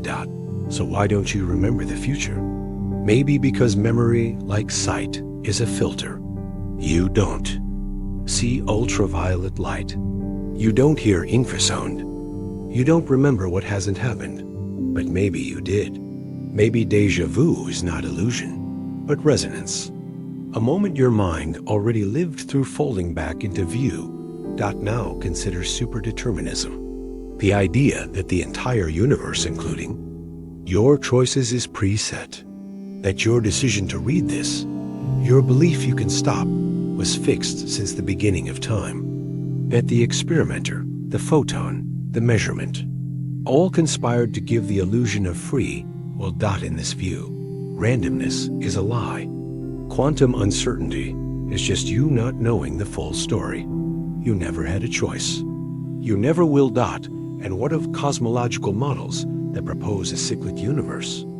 A big bang followed by a big crunch. An endless breathing of time. If true, then you have lived this life before, and you will live it again. Each word, each failure, each dream repeating forever. No escape, only our ECURSION. So when you look at the stars and think, I wonder what comes next, you are not wondering. You are remembering. And if the future is as fixed as the past, if your death is already behind you, if the next moment is already done, then what exactly is left? For you to choose? You say I without hesitation. I am thinking. I am sad. I am alive. But who is this I? Where does it begin? Where does it end? Neuroscience has tried to pinpoint it. Some say the prefrontal cortex, the seat of decision-making. Others claim it lies in the default mode network, the brain's idle chatter. Some trace it to the integration of sensory input or the illusion of continuity. But everywhere they search for you, they find only neurons, only electrical signals, only noise pretending to be a voice. The truth is buried in the split brain. Experiments. In the 1960s, doctors severed the corpus callosum of epileptic patients, separating the left and right hemispheres. They found something horrific. Each hemisphere began functioning like its own person. One side could name objects, the other could not. One side could make choices, the other resisted. They wrote with different hands. through different scenes. Even believed different things. One body, two consciousnesses, and neither aware of the other. So who, then, is the real I? Your sense of self is just a narrative engine, constantly telling you what you are, why you did something, what you'll do next, even if it's wrong, even if it lies. When neuroscientists ask people to make a decision, to press a button, the brain shows signs of readiness before the person becomes consciously aware of their decision. This delay, up to 7 seconds, means your brain acts before you decide. You don't choose. You explain. You are a puppet who believes they are the puppeteer. Psychologist Julian Jaynes proposed something even worse. That consciousness is a recent invention. That early humans did not have inner awareness, only auditory hallucinations, gods giving orders. They obeyed what we now call thoughts, and that sense of self only emerged when those hallucinated commands fell silent. What if I was never meant to be a singular voice? What if it was always a choir now out of tune? There is no consistent you across time. Your preferences change. Your memories shift. Your body sheds itself cell by cell every few years. Your beliefs adapt, contradict, mutate. You kill past versions of yourself with every decision you make. So which you is you? The 5-year-old who thought monsters were under the bed? The 16-year-old who fell in love and wanted to die? The version reading this, cold with sweat and still believing in control? There is no core, just masks stitched together by habit, hormones and hindsight. Even your emotions, the things you trust most, are constructs. Your brain doesn't feel sadness. It interprets signals. Increased heart rate must be fear. Tears may be grief, but context changes everything. The same chemical can feel like rage or laughter. So when you say, I feel, what you really mean is, my body made sounds and my mind guessed what they meant. Now sit with this. Buddhist philosophy claimed long ago that the self is an illusion. Modern neuroscience just proved it. There is no soul, no center, no master inside the brain pulling the levers. There is only the story you tell to keep the machinery moving. So if the I is a phantom, and your thoughts are echoes of a mind that doesn't exist, then who exactly is asking these questions? You trust your eyes. You trust your memories. You trust the vivid stream of sensations and thoughts that pour into your mind. You think this is reality, but your brain is not a camera. It is a liar, and you are the lie it tells to itself. Let's begin with a simple truth. You see with your brain, not your eyes. The eyes are sensors. They capture light, color, motion, but only fragments. The rest is filled in, invented, guessed. There's a hole in your vision right now, a literal blind spot where your optic nerve connects. You don't see it because your brain paints over the absence, blending edges, copying colors. You never notice the lie because the illusion is seamless. You live in a hallucination that agrees with itself. This is predictive processing. The brain does not passively receive reality. It actively constructs it second by second. Every sound, shape, texture is a prediction made by neurons that expect what the world should be. You hallucinate your surroundings. And when those hallucinations match the data, you call it truth. But when they don't, you get delusion, you get dreams, you get reality slippage. Consider the Mandela effect. Millions remember Nelson Mandela dying in prison. They are wrong. Others remember the Berenstain Bears, not Berenstain, or a Monopoly man with a monocle who never had one. How can so many people misremember the same thing? The answer, memory, is not retrieval. It is reconstruction. Every time you remember something, you recreate it, editing, distorting, replacing. You remember the last time you remembered. You are remembering copies of copies of copies. And the seams grow thin. In 2003, psychologist Elizabeth Loftus implanted false memories into people's minds, convincing them they'd been lost in a mall. As children, many described the experience in detail. The fear, the store, the face of the man who helped them. None of it happened, but they believed it had. So what do you believe right now that never happened? What about dreams? When you dream, your brain generates reality so convincing that you accept it. You run from monsters. You cry for people long dead. You feel shame, lust, hunger, fear without needing a single external stimulus. If your brain can fake reality while you sleep, how sure are you that you're awake now? Capgras delusion shows another crack. Some people look at their loved ones and believe they are imposters. Not because the people have changed, but because the emotional recognition part of the brain is broken. Their logic stays intact. They know it's their wife, but the feeling is gone. So the brain invents a story. She must be a replica, a double, an invader. It's the same with anosognosia, a condition where stroke victims are paralyzed, but deny it. Their body doesn't move, but instead of accepting this, their mind edits reality. It insists everything is fine. It manufactures motion where there is none, because reality, to the brain, is not what is, but what must be true for the story to continue. You don't live in the world. You live in a model of the world, one built from guesses, fragments, and lies. So when you look at someone you love, when you remember your childhood, when you feel certain about your opinions, your morals, your beliefs, ask yourself, are you confident because it's true or because your mind needs it to be? And if your brain can fabricate entire lifetimes, how would you know if it already did? You live as if time flows. You say it passes. You chase it. You waste it.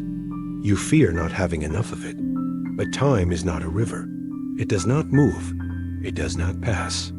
Time does not exist in the way you think it does, and perhaps it doesn't. Exist at all. Physics tells you something deeply unnatural. All moments exist simultaneously. From the explosion of the Big Bang to your last breath, every second has already happened, fixed in the fabric of spacetime. This is block universe theory. Einstein himself wrote, "The distinction between past, present, and future is only a stubbornly persistent illusion. There is no now. There is no before or after. There is only a frozen four-dimensional shape, a cube of everything that ever was or ever will be. You are not moving through time. You are a cross-section, a still image trapped at a coordinate in eternity. Your birth is still happening. Your death is already done. You just can't see it. Your brain, however, refuses to accept this. It constructs the illusion of flow using memory and anticipation. The hippocampus feeds you memories in sequence. The prefrontal cortex simulates what's next. It's a trick, a continuous unfolding fabricated from static frames. Just like how a movie isn't movement, just 24 still images per second. You are flickering, but the flicker is all you know. Consider time dilation in Einstein's relativity. A clock on a spaceship traveling near the speed of light ticks slower than one on Earth. To the astronaut, years pass on board. To the people on Earth, decades may go by. Who is right? Both are. Because time is not absolute. There is no universal now. Everyone lives in their own slice of reality. Think about Tolkien's hypothetical particles that move faster than light. If they exist, they could travel backward in time. From their perspective, we are the ones going in reverse. So if the direction of time is relative, how can you say with certainty that the future isn't already behind you? And what of entropy, the arrow of time, the march from order to disorder? That's what gives time its direction, right? But entropy is just a measure of probabilities. There is nothing that says it must always increase. There are entire branches of physics-time symmetric theories that work perfectly well, without a defined forward. In fact, the laws of physics don't care which way time flows. They work just as well backward as forward. It's only your perception that demands a beginning, a middle, and an end. And why? Because you are an animal built to die.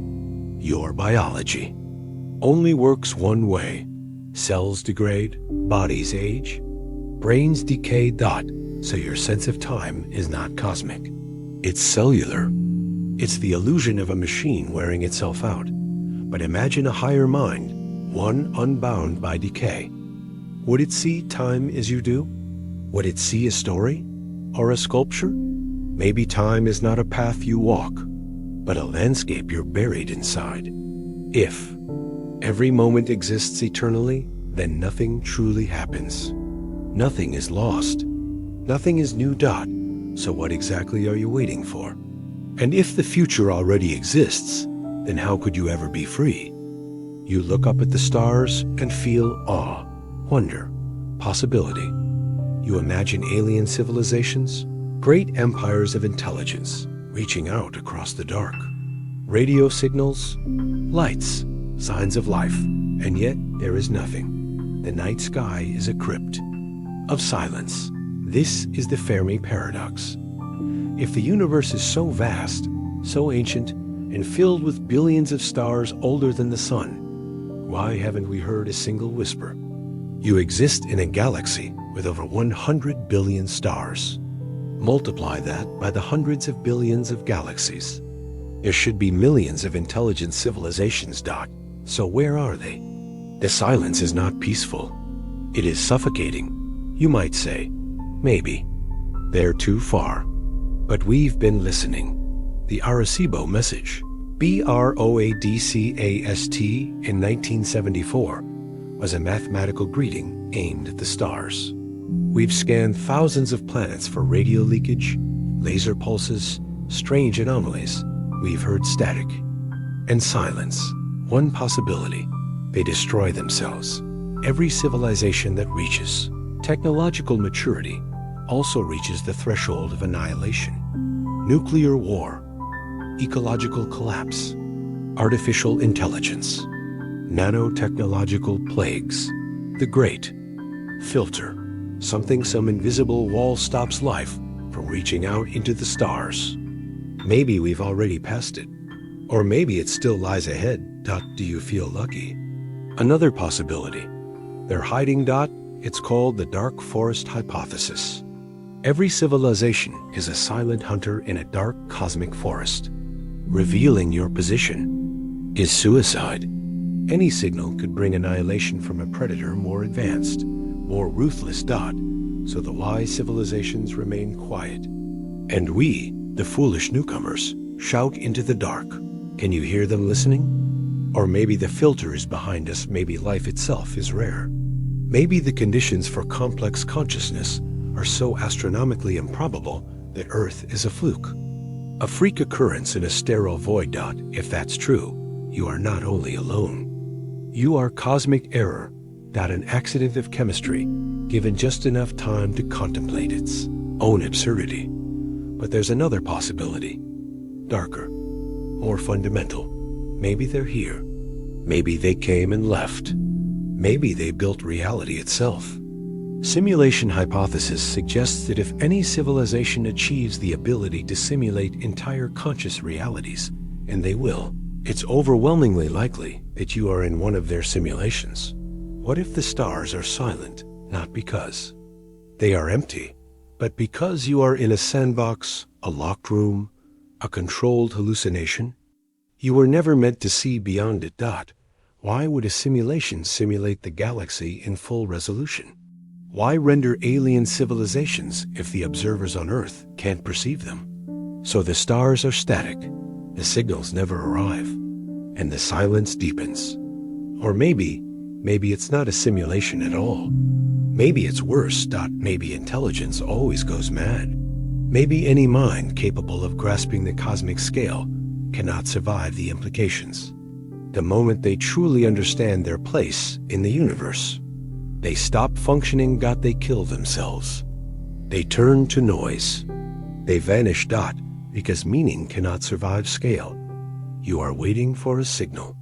But what if the silence is the message? What if the stars are graves? What if intelligence is a brief flicker of awareness, snuffed out every time it dares to ask, "Are we alone?" You reach out and grab the world. You press your fingers to keys, hands to faces, feet to earth. You swear you feel things, hardness, warmth, weight, but you have never touched anything. Not once, not ever. You live in a reality where contact is impossible. Atoms, those tiny, invisible foundations of your body and everything around you, are mostly empty space. The nucleus, minuscule and dense, is surrounded by a vast cloud of electrons. When you touch a table, your atoms do not interlock with its atoms. They repel each other. Why?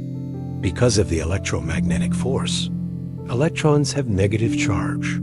When the electron clouds of two atoms approach, they push against each other like opposite poles of magnets. No actual contact. Only force fields. Intention. Your sense of touch is not the feeling of surfaces meeting. It is the neurological interpretation of electrical resistance. It is illusion, a simulation of contact coded into your nerves. You are a phantom, floating above a phantom world. Even the pressure you feel when you sit, when you lean, when you fall, is not resistance. It is your body being accelerated by forces it cannot penetrate. You are always hovering, always denied entry. Now follow the logic. If atoms don't really touch, if you are made of atoms, if everything is made of atoms, then nothing touches. Anything. Ever. Even inside your body, there is no cohesion in the way you imagine. No little molecules locked in loving embrace. Just fields floating near other fields, held in place by fundamental rules that no one understands. You live your entire life as a ghost of probability. Quantum mechanics teaches that electrons don't exist in fixed orbits. They exist in clouds of possibility. They are waves of chance. The table in front of you? It's not solid. It's a roiling soup of uncertainties. You are held together not by touch, but by statistical agreement that you think of your body as a single object. But at the subatomic level, nothing stays fixed. Particles pop in and out of existence. Your cells are in constant molecular exchange with the air, the food, the environment. You are not a structure. You are a process, a field of self-sustaining illusion. And even that illusion breaks down further, because if you go small enough beneath atoms, beneath quarks, you arrive at string theory, or worse, quantum foam. At that level, particles are not particles.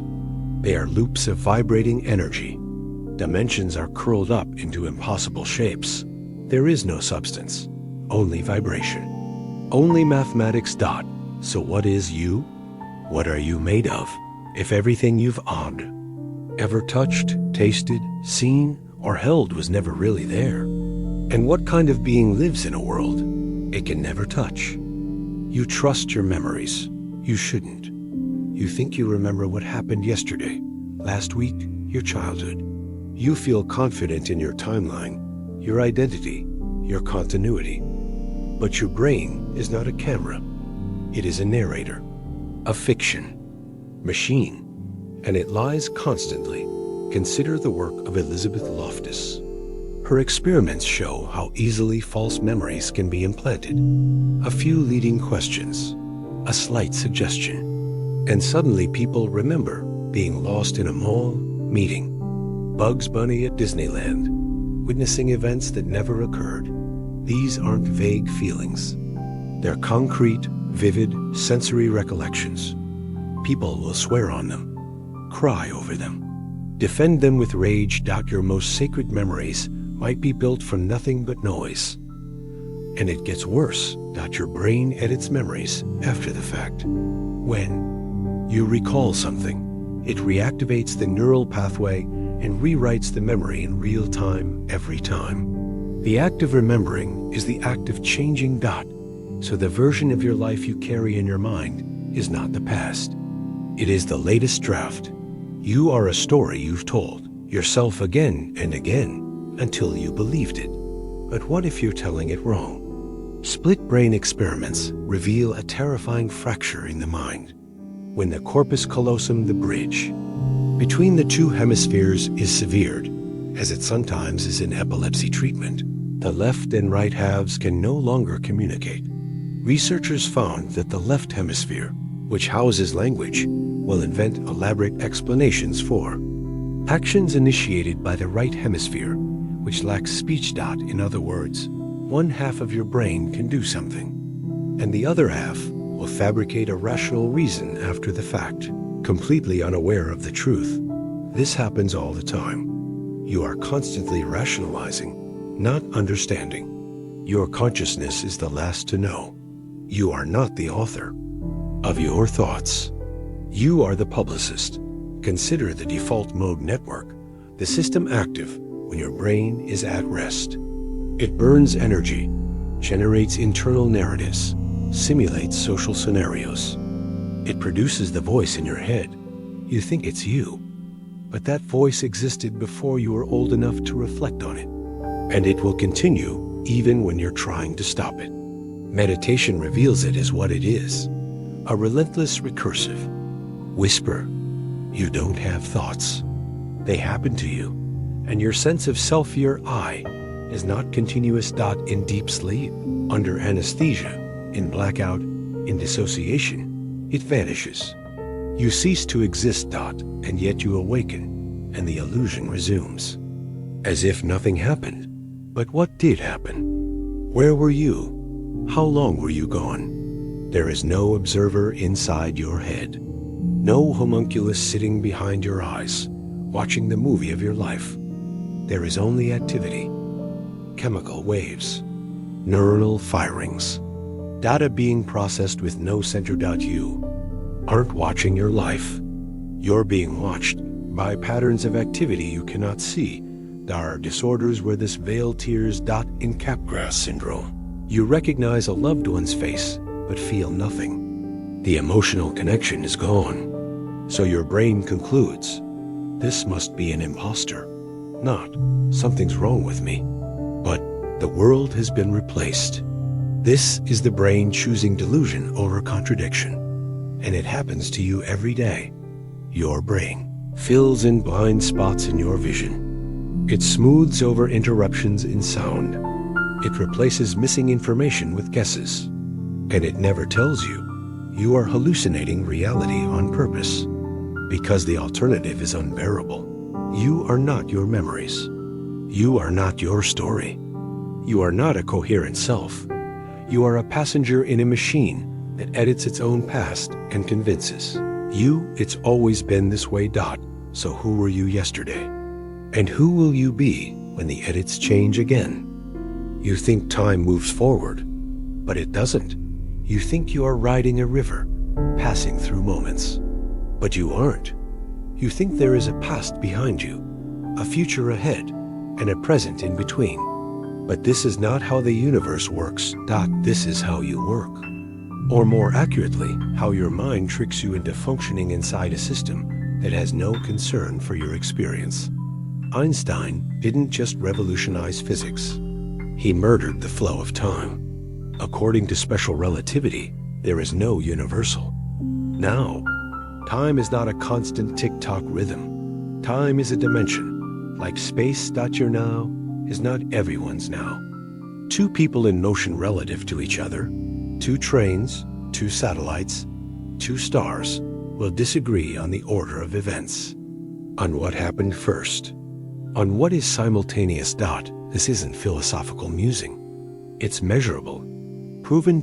If you move fast enough, your time slows down compared to someone standing still. This is called time dilation. Astronauts on the International Space Station age slightly slower than people on Earth. Particles accelerated near the speed of light live longer than they should. Your GPS would be useless if not corrected for these distortions. You are not living in the same time as anyone else. Not exactly. There is no master clock. There is no moment the universe shares. And it gets worse. In physics, especially in block universe theory, the past, present, and future all exist simultaneously. Every moment in time is like a location. In space, fixed, eternal, unchanging. You don't move through time. You are a cross-section of a four-dimensional object. A you exists at every moment you've ever lived, and every moment you ever will live, forever. You feel time passing because your brain is built to perceive change. It's an evolved illusion, but there is no motion, no flowing, only a static tapestry of frozen snapshots, each one containing a version of you, each one unaware that the next is not ahead, but simply elsewhere. You can never leave the moment you're in, because you're not moving. You are already everywhere you will ever be. Now look deeper. In quantum physics, particles don't just evolve forward in time. In Feynman diagrams, antiparticles are represented as particles traveling backward in time. Yes, some interpretations of quantum theory allow for events to influence the past. In experiments involving entangled particles, the measurement of one particle instantly determines the state of the other, even if they're light years apart. This isn't just spooky action at a distance. It's non-locality. It violates classical causality. It collapses your idea of sequence. Does the measurement determine the past? Does the past even exist before the measurement? Quantum mechanics doesn't care about your concept of before and after. It cares about probability. And probability doesn't need time to flow. It just needs configuration. So now ask yourself, if time is a dimension, if all moments already exist, if the flow of time is an illusion, if even causality can be reversed under certain interpretations, then what is it exactly that's changing? Why do you feel like you're moving? Why does now feel real and then feel gone? What mechanism is taking you through a dimension that does not move? And if you never truly leave any moment, then what part of you dies? And what part is still trapped in every second you've ever lived? Close your eyes, then open them. What just happened? You believe your eyes received information, that you, the observer, peered into a world that was always there waiting, objective, stable. But what if the world isn't observed by you? What if you are created by the act of observation? In quantum mechanics, this is not metaphor. It's data. At the heart of modern physics lies a simple but devastating experiment, the double-slit experiment. Fire particles, say, photons or electrons, at a barrier with two slits. On the other side is a screen that records where each particle lands. When both slits are open, something bizarre happens. Instead of behaving like tiny bullets and forming two clusters behind the slits, the particles form an interference pattern, as if they were waves, not particles. As if each one interfered with itself, as though it went through both slits at once. This wave pattern builds up even when particles are sent one at a time, meaning each particle decides where to go only when it's measured. Now install a detector to check which slit the particle passes through. The moment you observe the path, the interference pattern disappears. Now it behaves like a particle again. The act of observation changes the result, not a metaphor, not psychology. Measurement alters reality, but it's not just that we don't know what the particle is doing until we observe it. It's that the particle isn't anything at all until we observe it. The waveform collapses. The infinite possibilities become a single outcome. The act of observing brings one version into being at the expense of all others. Now stretch your imagination. Everything. You see tables, hands, stars, Teeth is made of particles. Particles that behave this way. So what is the world before you look at it? Is there a spoon in the drawer before you open it? Was the tree falling in the forest ever truly a tree before someone heard it crash? This is not poetic relativism. This is physics. Heisenberg's uncertainty principle shows that certain pairs of properties, like position and momentum, can never be precisely known at the same time. More than that, they do not exist with definite values until they are measured. So reality is undefined until you interact with it. The observer creates the observed. But who is the observer? You? Your eye? The measuring device? Consciousness? The debate rages on. The von Neumann-Wigner interpretation once posited that human consciousness itself causes wave function collapse. That reality doesn't crystallize until it is consciously observed. That without you, the universe is only a haze of probabilities. But this collapses quickly into recursion. If your brain is made of particles, and particles don't have defined states until observed, then your brain doesn't have a defined state until it observes something else. The observer is the observed. The measuring stick measures itself. The system watches its own emergence from fog. And what if no one looks? What if the quantum field is left alone? Is that world less real?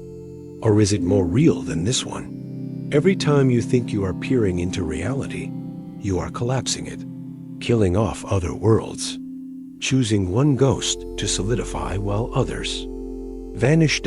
So then, what version of the universe did you just destroy by opening your eyes? And what part of you was lost in the ones you didn't choose? You believe you think. You believe you choose. But that is not what the evidence suggests. You are not the author of your thoughts. You are their reader, sometimes their prisoner. Let's begin where it hurts. Have you ever tried to control your thoughts? Not your actions, your thoughts. Not your speech, your interior monologue. Have you ever truly succeeded? Try this. For the next 10 seconds, do not think about a red apple, not even once. Not the color, not the shape, not the taste. You failed. Failed not because you're weak, but because the thought arrived. It entered your mind uninvited, precisely because you tried to resist it. You did not create that thought. You did not will it into being. It was conjured from somewhere below your awareness, somewhere inaccessible, somewhere that feels like you, but is not. In 1983, neuroscientist Benjamin Levitt conducted an experiment that shattered our understanding of free will. He asked participants to flex their wrists at a moment of their choosing, and to note the exact time they became aware of their intention to move. At the same time, their brains were being monitored with EE. Levitt found that the brain's readiness potential, the neural signal indicating preparation to move, occurred about 350 milliseconds before the person became consciously aware of their decision. In other words, your brain makes a decision before you do. You become aware of the decision after it's already underway. Later experiments replicated and extended this finding, pushing the window even further. In some cases, researchers could predict a person's decision 7 seconds before the person reported making it. So what are you then? A narrator? A commentator for a broadcast you're not producing? This isn't philosophical hand-waving. It's reproducible neuroscience. You are a passenger with a megaphone. Even your most intimate decisions, what to eat, what to say, who to love, emerge from a biochemical swamp you do not control. Thoughts appear. You do not summon them. They bubble up and you claim them after the fact. Your sense of self is just a lagging interpreter, retrofitting stories onto spontaneous firings of the mind. You do not choose your desires. You did not pick your language. You didn't design your culture, your memories, your fears, your sex drive, your IQ. And yet you are held responsible for them all. The philosopher Galen Strawson asks, If you are truly responsible for what you do, then you must be responsible for the way you are. But how can you be responsible for the way you are if you didn't choose the factors that made you? You didn't choose your genes. You didn't choose your parents.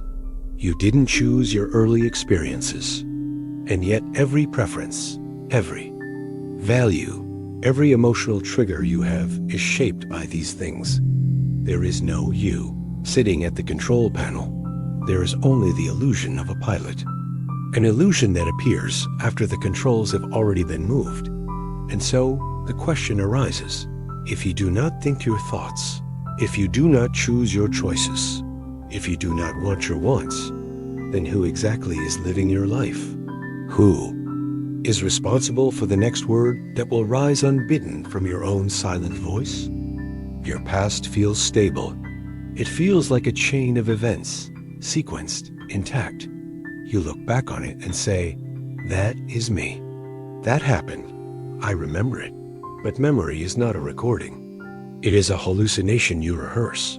And the more you rehearse, the further it drifts from truth. In 1974, Elizabeth Loftus conducted a groundbreaking study.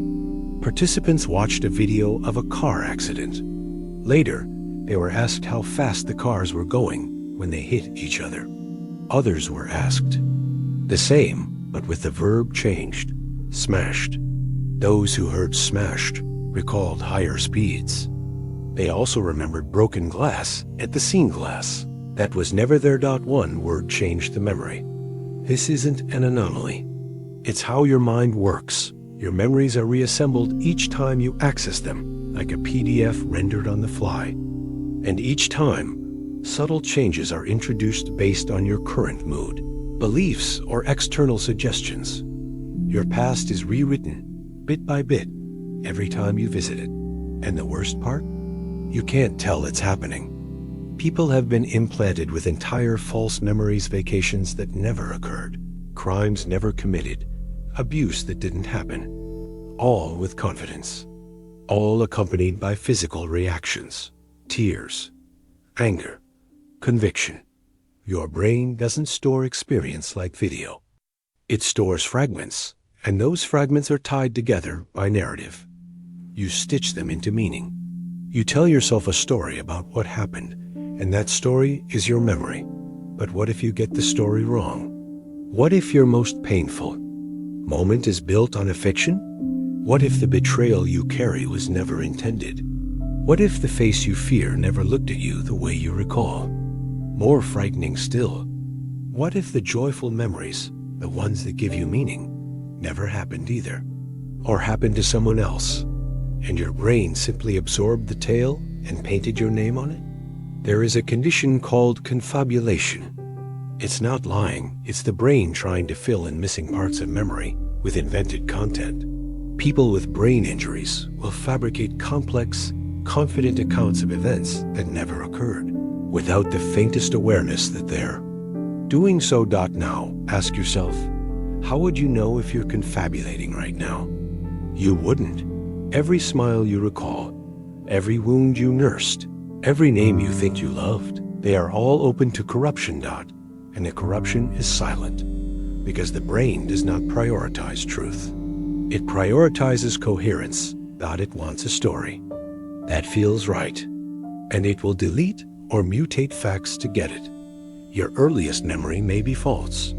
Your most cherished one might be an echo of a photograph or a retold story, not your own lived moment. Your trauma may be distorted.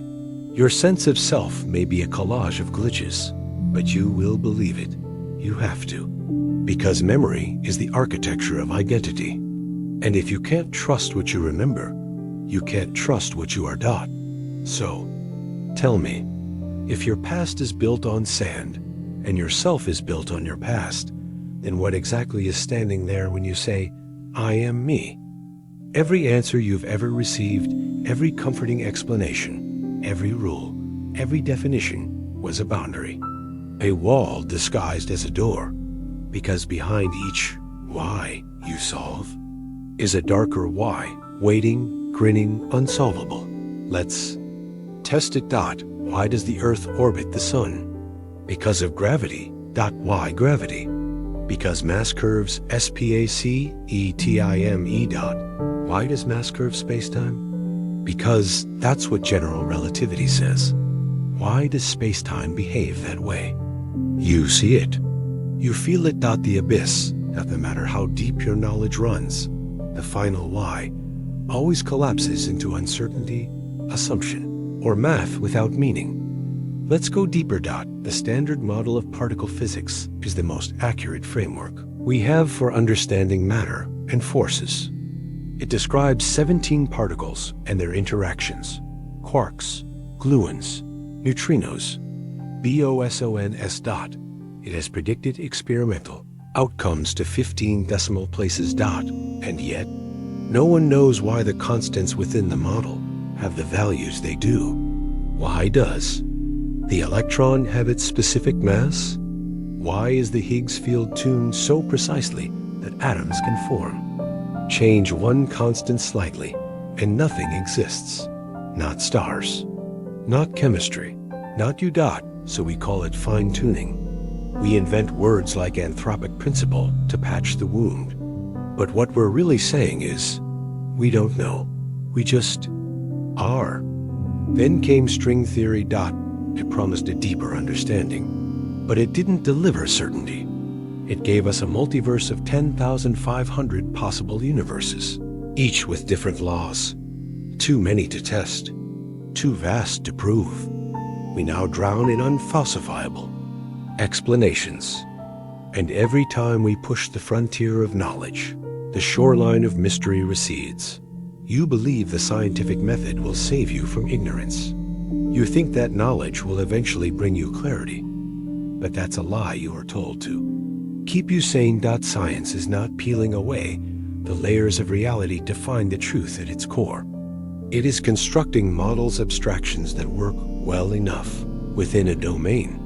Newton's laws worked until they didn't. Then Einstein came. Now quantum mechanics mocks them both. And what lies beneath quantum mechanics? We don't know. We have equations that predict probabilities, but we do not know what those probabilities represent. Do particles exist as real things?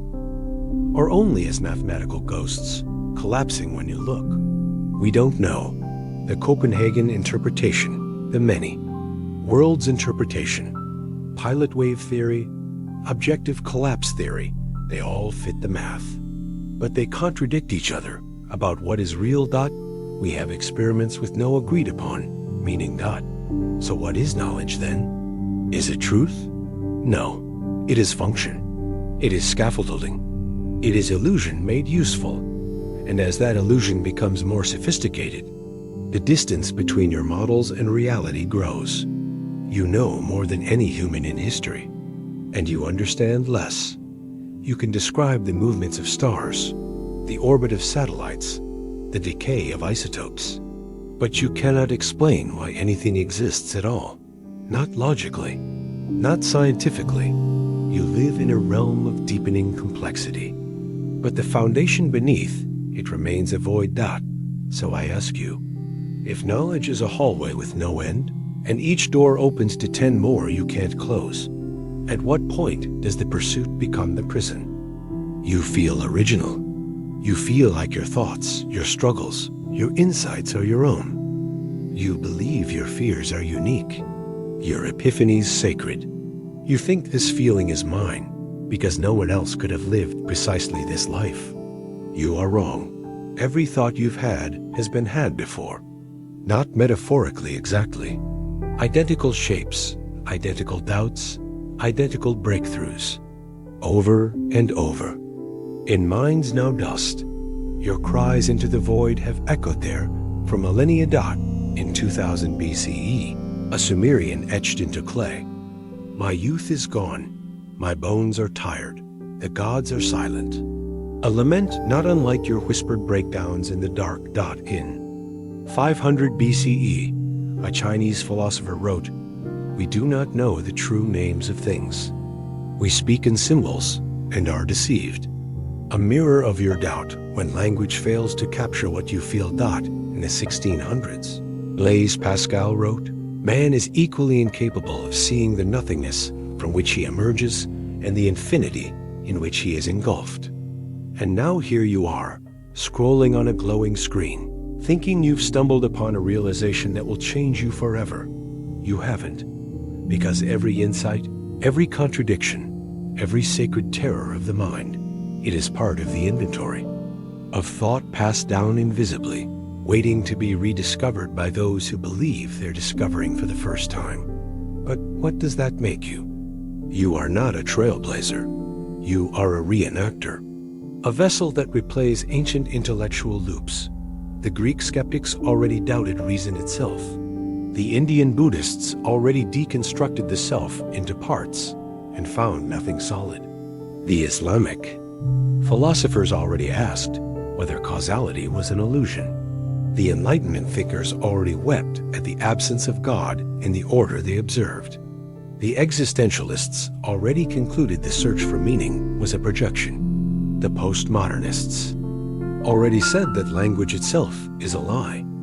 Every profound inner crisis you have is the record of a conversation humanity has been having with itself long before you arrived. Even your loneliness is ancient doubt, and your resistance to this, that little voice inside saying, "No, but my case is special.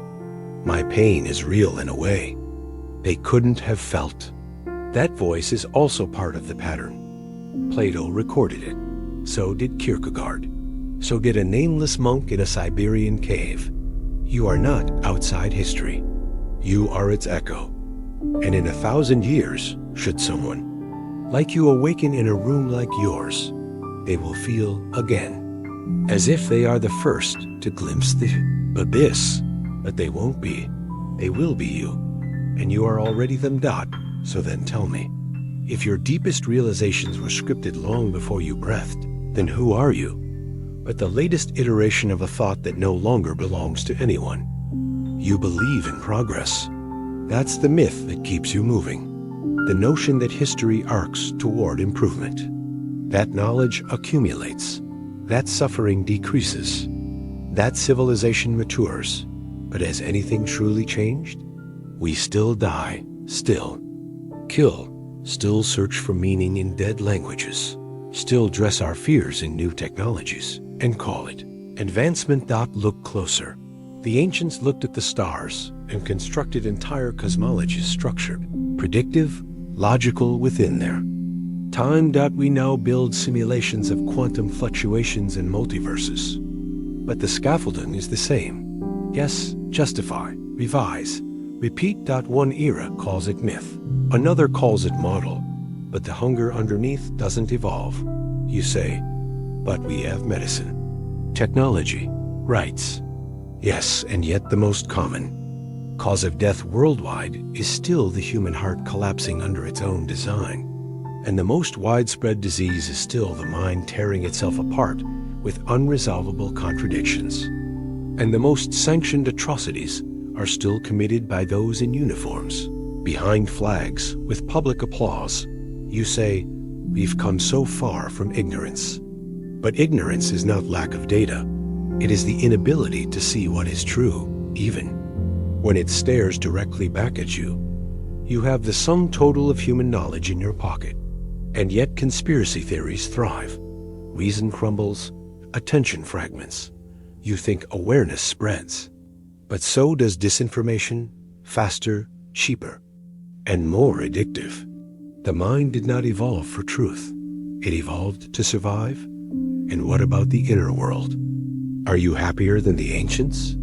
You with your dopamine feedback loops, curated selves, pharmaceutical crutches, your meditation apps that simulate stillness in a life accelerating past itself. The Stoics found peace in chaos with nothing but breath and thought. You need noise-canceling headphones just to be alone with yourself for 5 minutes. And yet you say, look how far we've come. You measure progress by comfort. But comfort has never been a compass to truth, only to numbness. Even technology itself may not be progress, but recursion tools to build better tools, faster, until the purpose is lost in the replication that our machines now make decisions we don't understand, create art we don't feel, predict behavior we don't want to admit is predictable. So what, then, is progress? Is it longer lives? When those lives are increasingly medicated, surveilled, and distracted? Is it knowledge? When every new answer births deeper paradoxes? Is it civilization? When our highest forms of order are still organized coercion? What if progress is just the illusion that keeps us walking forward in the dark, so we never stop to realize we're walking in? Circle?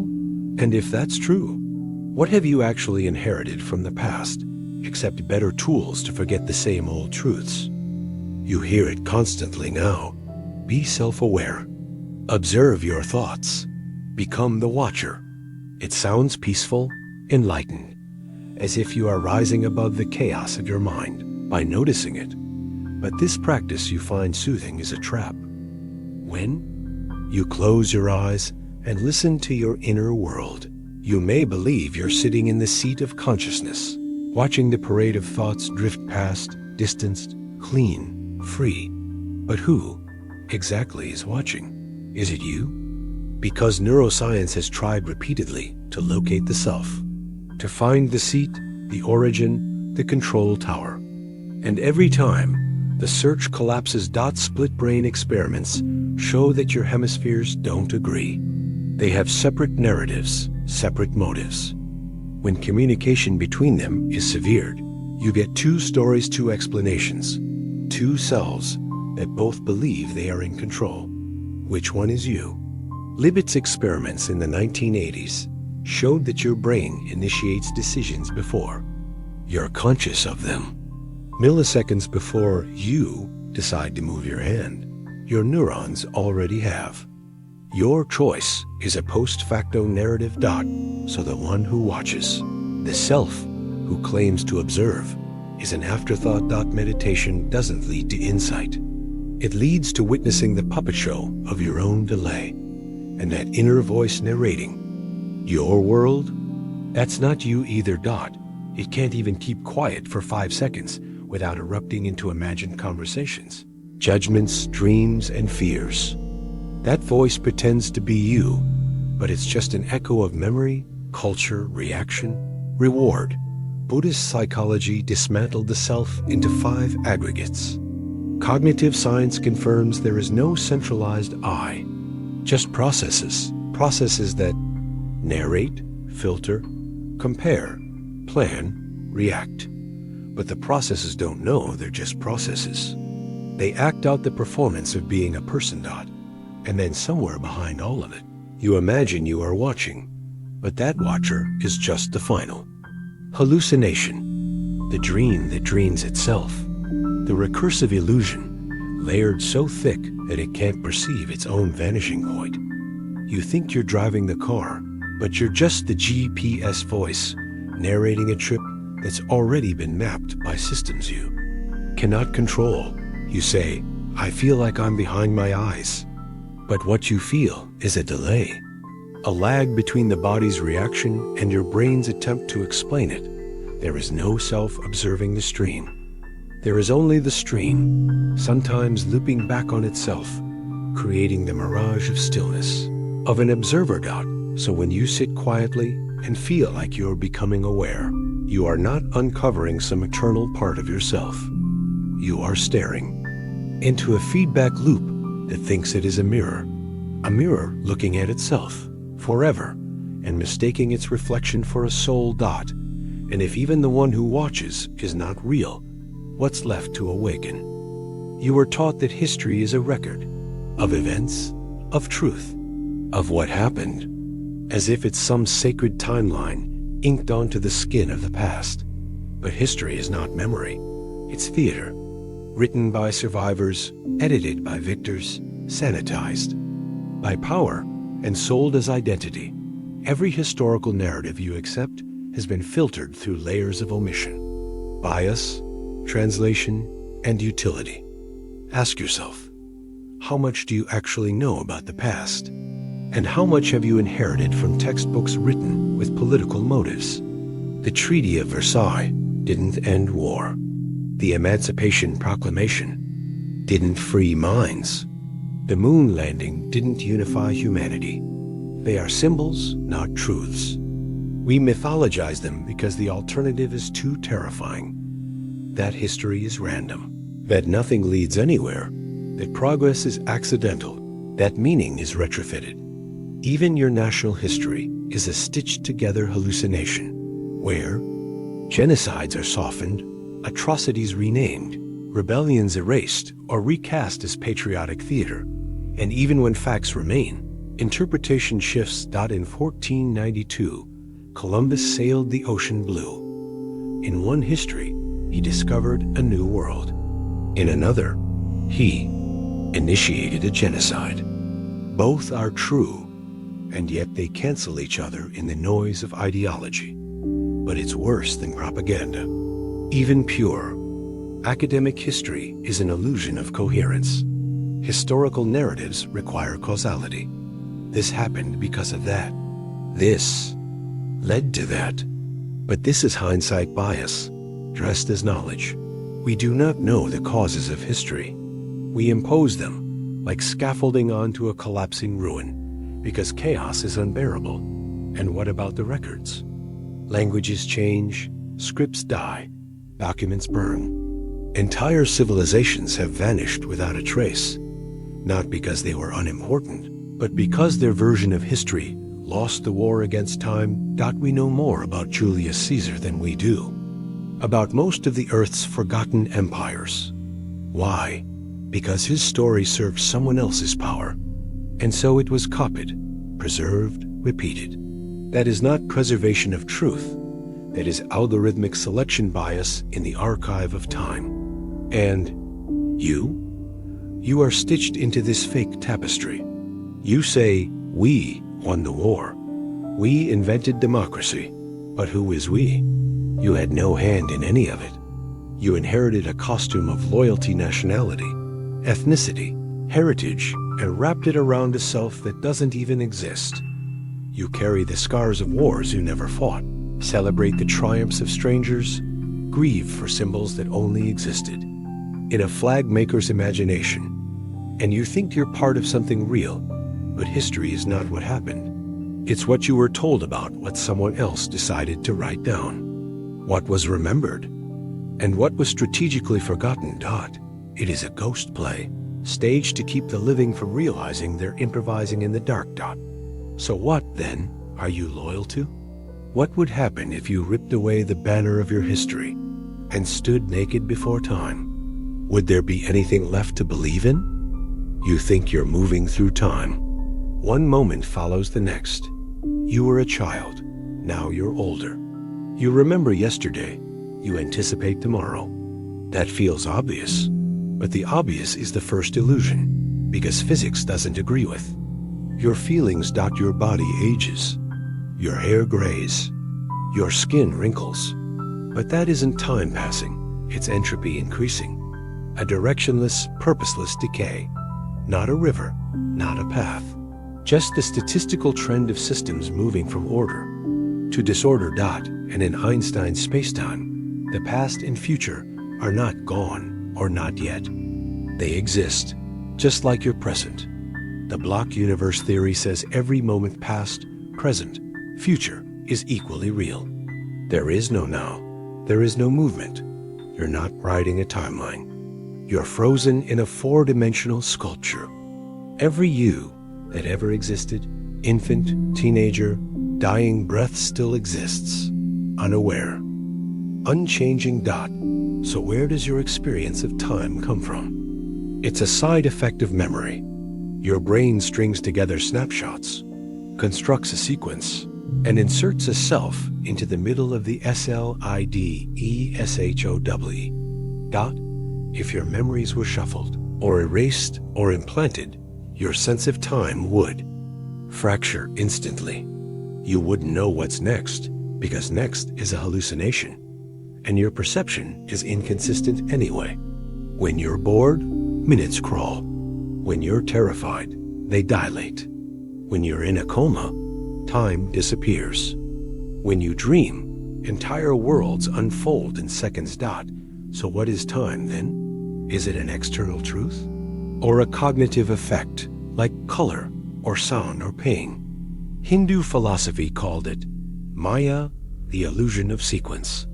Quantum physics refuses to assign a clear direction to time. The equations work forward and backward, reversible, symmetrical, meaning the future could cause the past. Retrocausality isn't science fiction. Delayed choice quantum erasers suggest that decisions made now can affect what happened before. And what if time is not a dimension, but an emergent property? A pattern we impose on entangled events to make sense of interactions? That would mean time didn't exist before minds did, that your brain isn't in time. Time is in your brain. And what happens when you die? Does your last moment freeze forever in the block? Does your entire timeline remain etched into the structure of space-time, never vanishing, never continuing? Are you still somewhere in 1999? Still in your childhood bed? Still blinking your last breath in a hospital room? 1,000 tomorrows from now? And if time is an illusion, what exactly have you been waiting for? Who are you? No, don't answer that with a name. That's not you. That's a label. Don't answer with a job or role. Those are costumes. Strip those away. Now ask again, who is having this experience? You assume there's a you at the center, a pilot, an observer behind the eyes, the one doing the thinking, feeling, choosing, but neuroscience disagrees. There is no center, no pilot, no command station in the brain, just modules, subsystems, disparate loops of processing, memories, desires, sensory maps, reflexive loops, language generators, each activated by its own triggers. And the you think you are? That's just the narrator, a post hoc storyteller, explaining decisions it didn't make. You reach for the cup, and only afterward, your brain says, I wanted to drink water. But the desire, the motion, the neurons, they fired before you were even aware. Benjamin Levitt's famous experiment showed this. A subject moves their finger. They think they chose it consciously.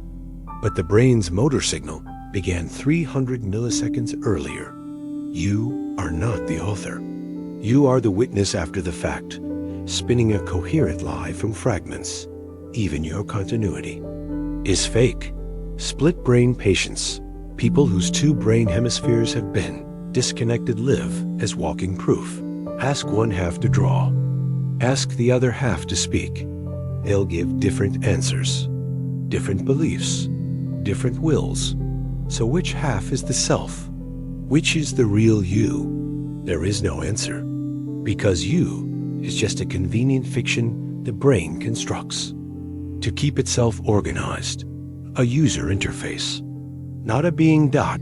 It gets worse. Your brain is constantly hallucinating your identity based on momentary context. Put you in a room of strangers, and you'll act reserved. Put you in a crowd, you'll scream and chant. Put you in a uniform, and suddenly you'll obey orders you'd never consider. Put you in pain, and your morality will vanish. Put you in power, and your empathy will dissolve. So what part of that is you? Where is the constant self? Personality tests. They shift based on mood. Memories? They're rewritten every time they're recalled. Morals? Socially conditioned and situational. Desires? Influenced by hormones, ads, chemicals, fatigue. Even your voice changes depending on who you're talking to. So again, who are you? A recursive, unstable pattern of behavior. A loop held together by memory, environment, and lies. And if we could upload every part of you, all your memories, habits, phrases, into a machine, would that be you? Or just a simulation of something that never existed? And if there's no one in here, who's pretending to be watching? You think in words. You dream in stories. You narrate your day silently, translating raw experience into inner dialogue, as if language were reality. But language is not the world. It is a map, not the terrain. A filter, and that filter is cracked, biased, and fundamentally broken. Words don't describe reality. They reduce it. They compress infinity into categories. They carve the continuous flow of existence into boxes rigid, simplified binary dot tree. Love, death, God. You say these words as if they mean something fixed. But each one is a prison. There is no single tree. There are countless shapes, patterns, growths, decays, but you lump them all under one syllable. You forget the difference between a seedling in shade and a pine in winter. The moment you name a thing, you blind yourself to what it really is. Wittgenstein called it the bewitchment of language. Korzybski said, "The map is not the territory." Lao Tzu said, "The name that can be spoken is not the eternal name." Language is always one step behind the world. And worse, it dictates your thoughts. You believe you understand something once you can name it, but naming is not knowing. It's just labeling the unknown so you can stop thinking about it. And because of language, you believe in false dichotomies. Life versus death, self versus other, right versus wrong, start versus end. These are linguistic boundaries, not truths. Infants see a world without separation. Their minds haven't yet been sliced into nouns and verbs. To them, experience is fluid. Only later do we teach them to break it apart, to reduce the dance into objects and subjects and grammar. Language is also the engine of lies. Every word carries unspoken assumptions. Justice, freedom, truth. But whose justice? What kind of freedom? Which truth? Propaganda isn't just slogans. It's the manipulation of meaning. The war is never a war. The prison is called a correctional facility. The victims are called collateral damage. Words are weapons. But what happens when you try to think without words? Meditators spend decades trying to return to pure awareness, to silence the inner monologue, to see without describing. And when they do, what they find is not peace. It's terror. Because without language, there is no self, no separation, no narrative to hold on to, only a raw, unfiltered abyss, sensation without center, thoughts without thinker. And when you try to speak of it, you fail. Language can't describe what lies beyond it. It only circles, stammers, collapses.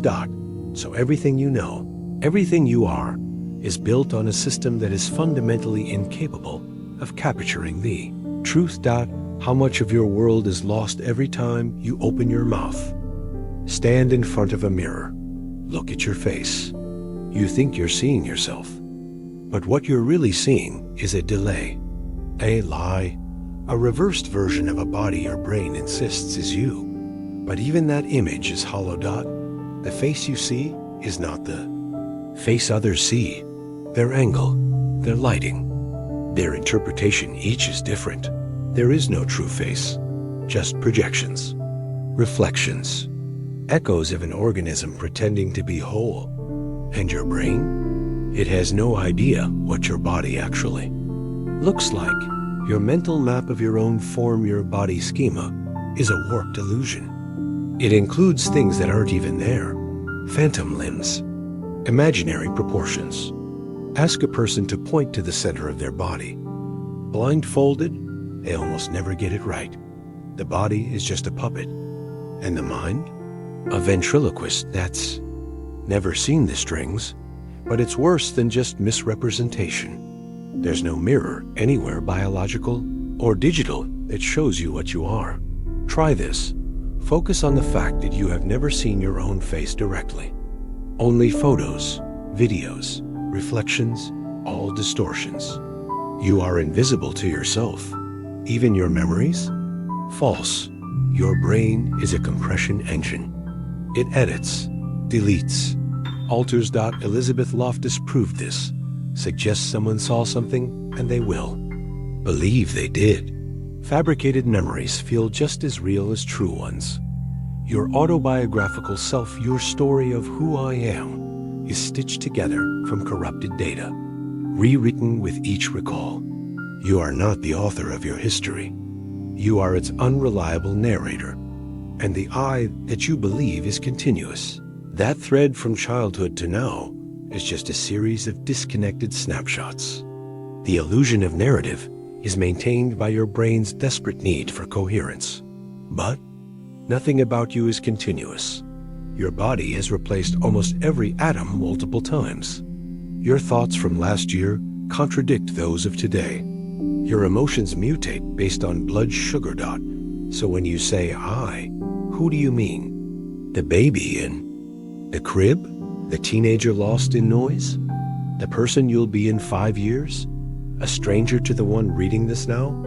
Self is a hallucination, held together by narrative glue. But the glue is drying, cracking, peeling. And as you stare into your mind's mirror, you begin to see the fractures. Not just that you don't know who you are, but that there was never a who to begin with. So if the mirror reflects nothing real, what exactly is looking back at you?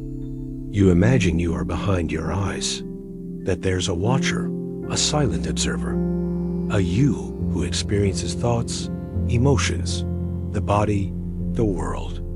This is the final lie, the most persistent delusion. Because when you turn your attention inward, when you try to find the one who is aware, you find nothing. No observer, no homunculus, no pilot in the cockpit, just awareness itself, free-floating, ownerless, unlocated, like light with no source. Neuroscience confirms what introspection hints at. There is no center, no fixed location where the self resides. There is no you in the brain. Just billions of neurons firing, in loops, in silence, with no idea. They are being watched because there is no watcher. Split brain experiments shattered this illusion. Cut the corpus callosum sever. The bridge between hemispheres and two consciousnesses emerge. Each one thinks it is the self. Each one responds. Each one constructs its own justification. Even when one side acts without the other's knowledge, it will fabricate a reason, a narrative, post-hoc. This is the confabulation engine at work, not reason, not awareness. Just the brain doing damage control. Hatch the illusion. Never let it break. You think you're making choices, but readiness, potentials, those tiny electrical signals in your brain, begin before you're aware of your decision. Libet proved it. So did Soon. Your brain acts, and then you become aware. Free will is a late-arriving passenger claiming to drive the train. You are not the observer. You are a commentary, a subtitle, a whispered voice after the fact. Consciousness is not unified. It is scattered, modular, conflict-ridden. One part craves sugar, another feels guilt, another writes poems, another counts money. And your sense of I is just the story you tell to hold this chaos together. But the story isn't real. It's stitched from fragments. It's invented on the fly. And when you sit silently, when you meditate, dissociate, deprive yourself of input, you realize something terrifying. The thoughts arise by themselves. The images, feelings, words, they happen, they appear. You don't create them. You just watch. But who is watching? Try to point to the observer. Try to feel its edges. Try to locate the place from which you observe your own awareness. And when you fail, as everyone eventually does, a deeper terror sets in. Because if no one is there to witness experience, who is living your life? Look at your hands. Feel the direction they move when you raise them. You think you understand up. You think the world orients itself around you, but you've never truly seen the world only your brain's flipped, filtered, fabricated model. Of it. From birth, your eyes have inverted everything. The lenses in your eyes turn the visual world upside down. You're seeing the world reversed backward and upside down every moment. And your brain, quietly, without your consent, flips it for you. But this correction is a guess, an approximation. What if the brain got it slightly wrong? What if what you see as forward is not? What if color is not a property of the world, but an internal hallucination built on invisible waves? Because that's the truth. There are no colors out there. No red in an apple. No blue in the sky. Just electromagnetic radiation. Wavelength after wavelength. Color exists only in your head. Your brain paints the world to keep you from losing your mind. And when that painting slips, when the calibration stutters, you see it. People with synesthesia taste colors. They hear numbers. They feel time as a physical shape curling around them. To them, this is as real as your sense of direction, which means your model is not universal, just common. Consider the inverted vision experiments. Subjects wore goggles that flipped the world upside down. Within days, their brains adjusted. The world flipped again. Reality is not fixed. It is negotiable. Now imagine that your brain has made subtle adjustments over time to compensate for trauma, sensory deficits, or cultural programming. You live inside a tailored hallucination. You don't perceive the world. You perceive a simulation of it. And what about time? Einstein shattered the notion of simultaneity. There is no universal. Now, two events you see as simultaneous may not be, depending on how fast you're moving, how gravity bends your space. But your brain insists that now is real, that this moment is fixed. It isn't. You are not in the present. You are always 80 milliseconds behind it. That's how long it takes for the brain to render your reality. What you call now is already gone. You are living in a time-delayed hallucination of a world upside down, with colors that don't exist, anchored in a present that's already passed. And yet you trust your senses. You trust your eyes. You trust the gut feeling that this is all real. But what if your brain's calibration is just slightly off?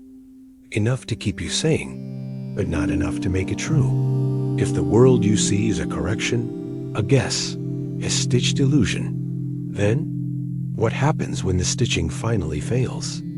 You think memory is a vault, a storage room stacked with preserved footage of your past. You believe that what you remember defines who you are, but your brain doesn't store memories.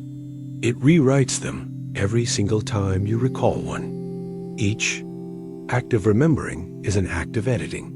You don't retrieve memories, you reconstruct them. Your brain fills in gaps, smooths contradictions, color corrects the emotions, changes the lighting. It lies. And each time you recall an event, you encode that new version as the truth. You don't remember the original. You remember the last revision, and then the next, and the next. You are an unreliable narrator telling a story to yourself that never happened the way you say it did. Elizabeth Loftus proved this with the Lost in the Mall experiment. Subjects were convinced they had once been lost as children, even though it never happened. A few words, a fabricated detail, and the mind builds a full scene, a false past, complete with emotion, color, sensory texture. People confess to crimes they never committed, with full memory of doing it. They cried, they apologized. They saw themselves holding the weapon. They even felt it in their hands, and yet it never happened. The implications are devastating. How many of your cherished moments never occurred the way you believe? How many traumas are misshapen fictions, looping endlessly in the echo chamber of your skull? And even if something did happen, what parts did your brain hide from you? Because it does censor, it protects, it deletes, Trauma victims often recall nothing, or worse, recall only sanitized versions, omitting the critical edge that shattered them. Even now, your brain is suppressing parts of this sentence, blurring the uncomfortable, highlighting the familiar. You don't see with your eyes. You see with your expectations, and you don't remember with your brain. You remember with your beliefs. The you who lived an experience is not the you who remembers it. And the you remembering it today is changing the memory forever. You are a forger, a compulsive editor, a curator of illusions. And your identity is the museum built from those illusions. But what happens when you finally realize there is no original memory left? Only stories retold so many times you've forgotten they were fiction to begin with. Who are you? If the entire archive of your life is nothing but a series of increasingly convincing lies, you think you're in control of your thoughts. You think the voice in your head is you, that you are the origin of your actions. But that voice, that narration, that fleeting sense of I, it's lagging behind. The decision is made before you're aware of it. Over and over again, in the 1980s, neuroscientist Benjamin Libet designed an experiment. He asked participants to flex their fingers at will whenever they felt like it. They were to note the exact moment they decided to move. EEG readings showed something terrifying. A spike in brain activity called the readiness potential appeared 350 milliseconds before participants felt the decision arise. Your brain acts. Then your mind catches up and backdates the feeling of will. It feels like free will. But it's not. It's a post-fact rationalization. And Libet wasn't alone. Subsequent experiments using fMRI could predict a participant's decision 7 seconds before they were aware of making it. 7 seconds. Think about that. Your brain decides. Then it lets you think you decided. Like a marionette who insists she's the puppeteer. And when you speak, when you form a sentence, your mouth begins moving. Milliseconds before you're conscious of the words. You are not constructing meaning in real time. You are witnessing it, like a passenger on a train narrating the passing landscape. Your inner voice is not the author. It is the reader. Your consciousness is not the flame.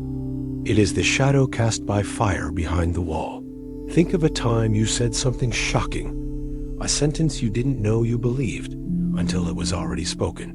Where did it come from? Not from you, from the hidden machinery, the network of ancient drives, electrical pulses, hormone floods, social conditionings, and old, gnawed scars you forgot you had.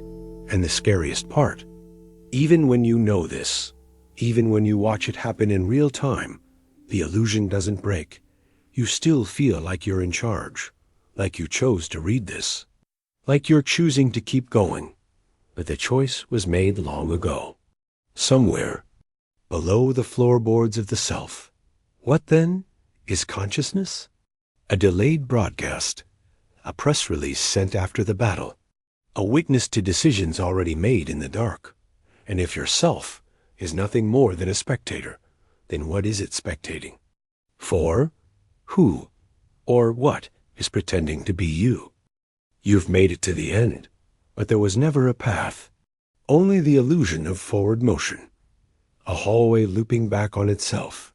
You wanted answers, but every question unfolded into more silence. You wanted comfort, but you were handed a mirror, and it cracked the longer you looked. Let's look at you one last time. You're made of atoms that don't touch, thoughts that arrive after the actions they pretend to justify, a memory system that invents the past, a body governed by microbes you don't control, a nervous system designed to lie to itself to preserve the illusion of coherence. Your brain invents continuity. Your language invents intention. Your culture invents morality. And you accept it, because the alternative is too much emptiness to swallow. But swallow it you must. Let's strip it all away. Who are you without your name? without your stories, without your face, your voice, your past, your plans. Strip away your body, and what's left? Strip away your thoughts, and what's left? Strip away time and space and memory, and all that flickers in the dark behind your eyelids, and what's left? You want to say, me, but you don't know what that means. Because the you defend has never existed outside of description, a shifting placeholder, a grammatical necessity in the sentence of consciousness. What if there is no center? Number, soul, no observer, no being behind the eyes, only eyes that move, a mouth that speaks, a mind that justifies endlessly. You are not a self. You are not even an illusion. You are the echo of an illusion, a recursive hallucination hallucinating itself. And this whole descent, these 50 unravelings, were never leading you downward. They were peeling you outward, showing you what happens when every wall you thought was real turns to mist under your fingers. There was never a floor, never a ceiling, never a self. Only questions. Only watching. Only this. So now, in this quiet, in this void, in the aftermath of the last unraveling, let me ask you, with everything stripped away, who is reading this line?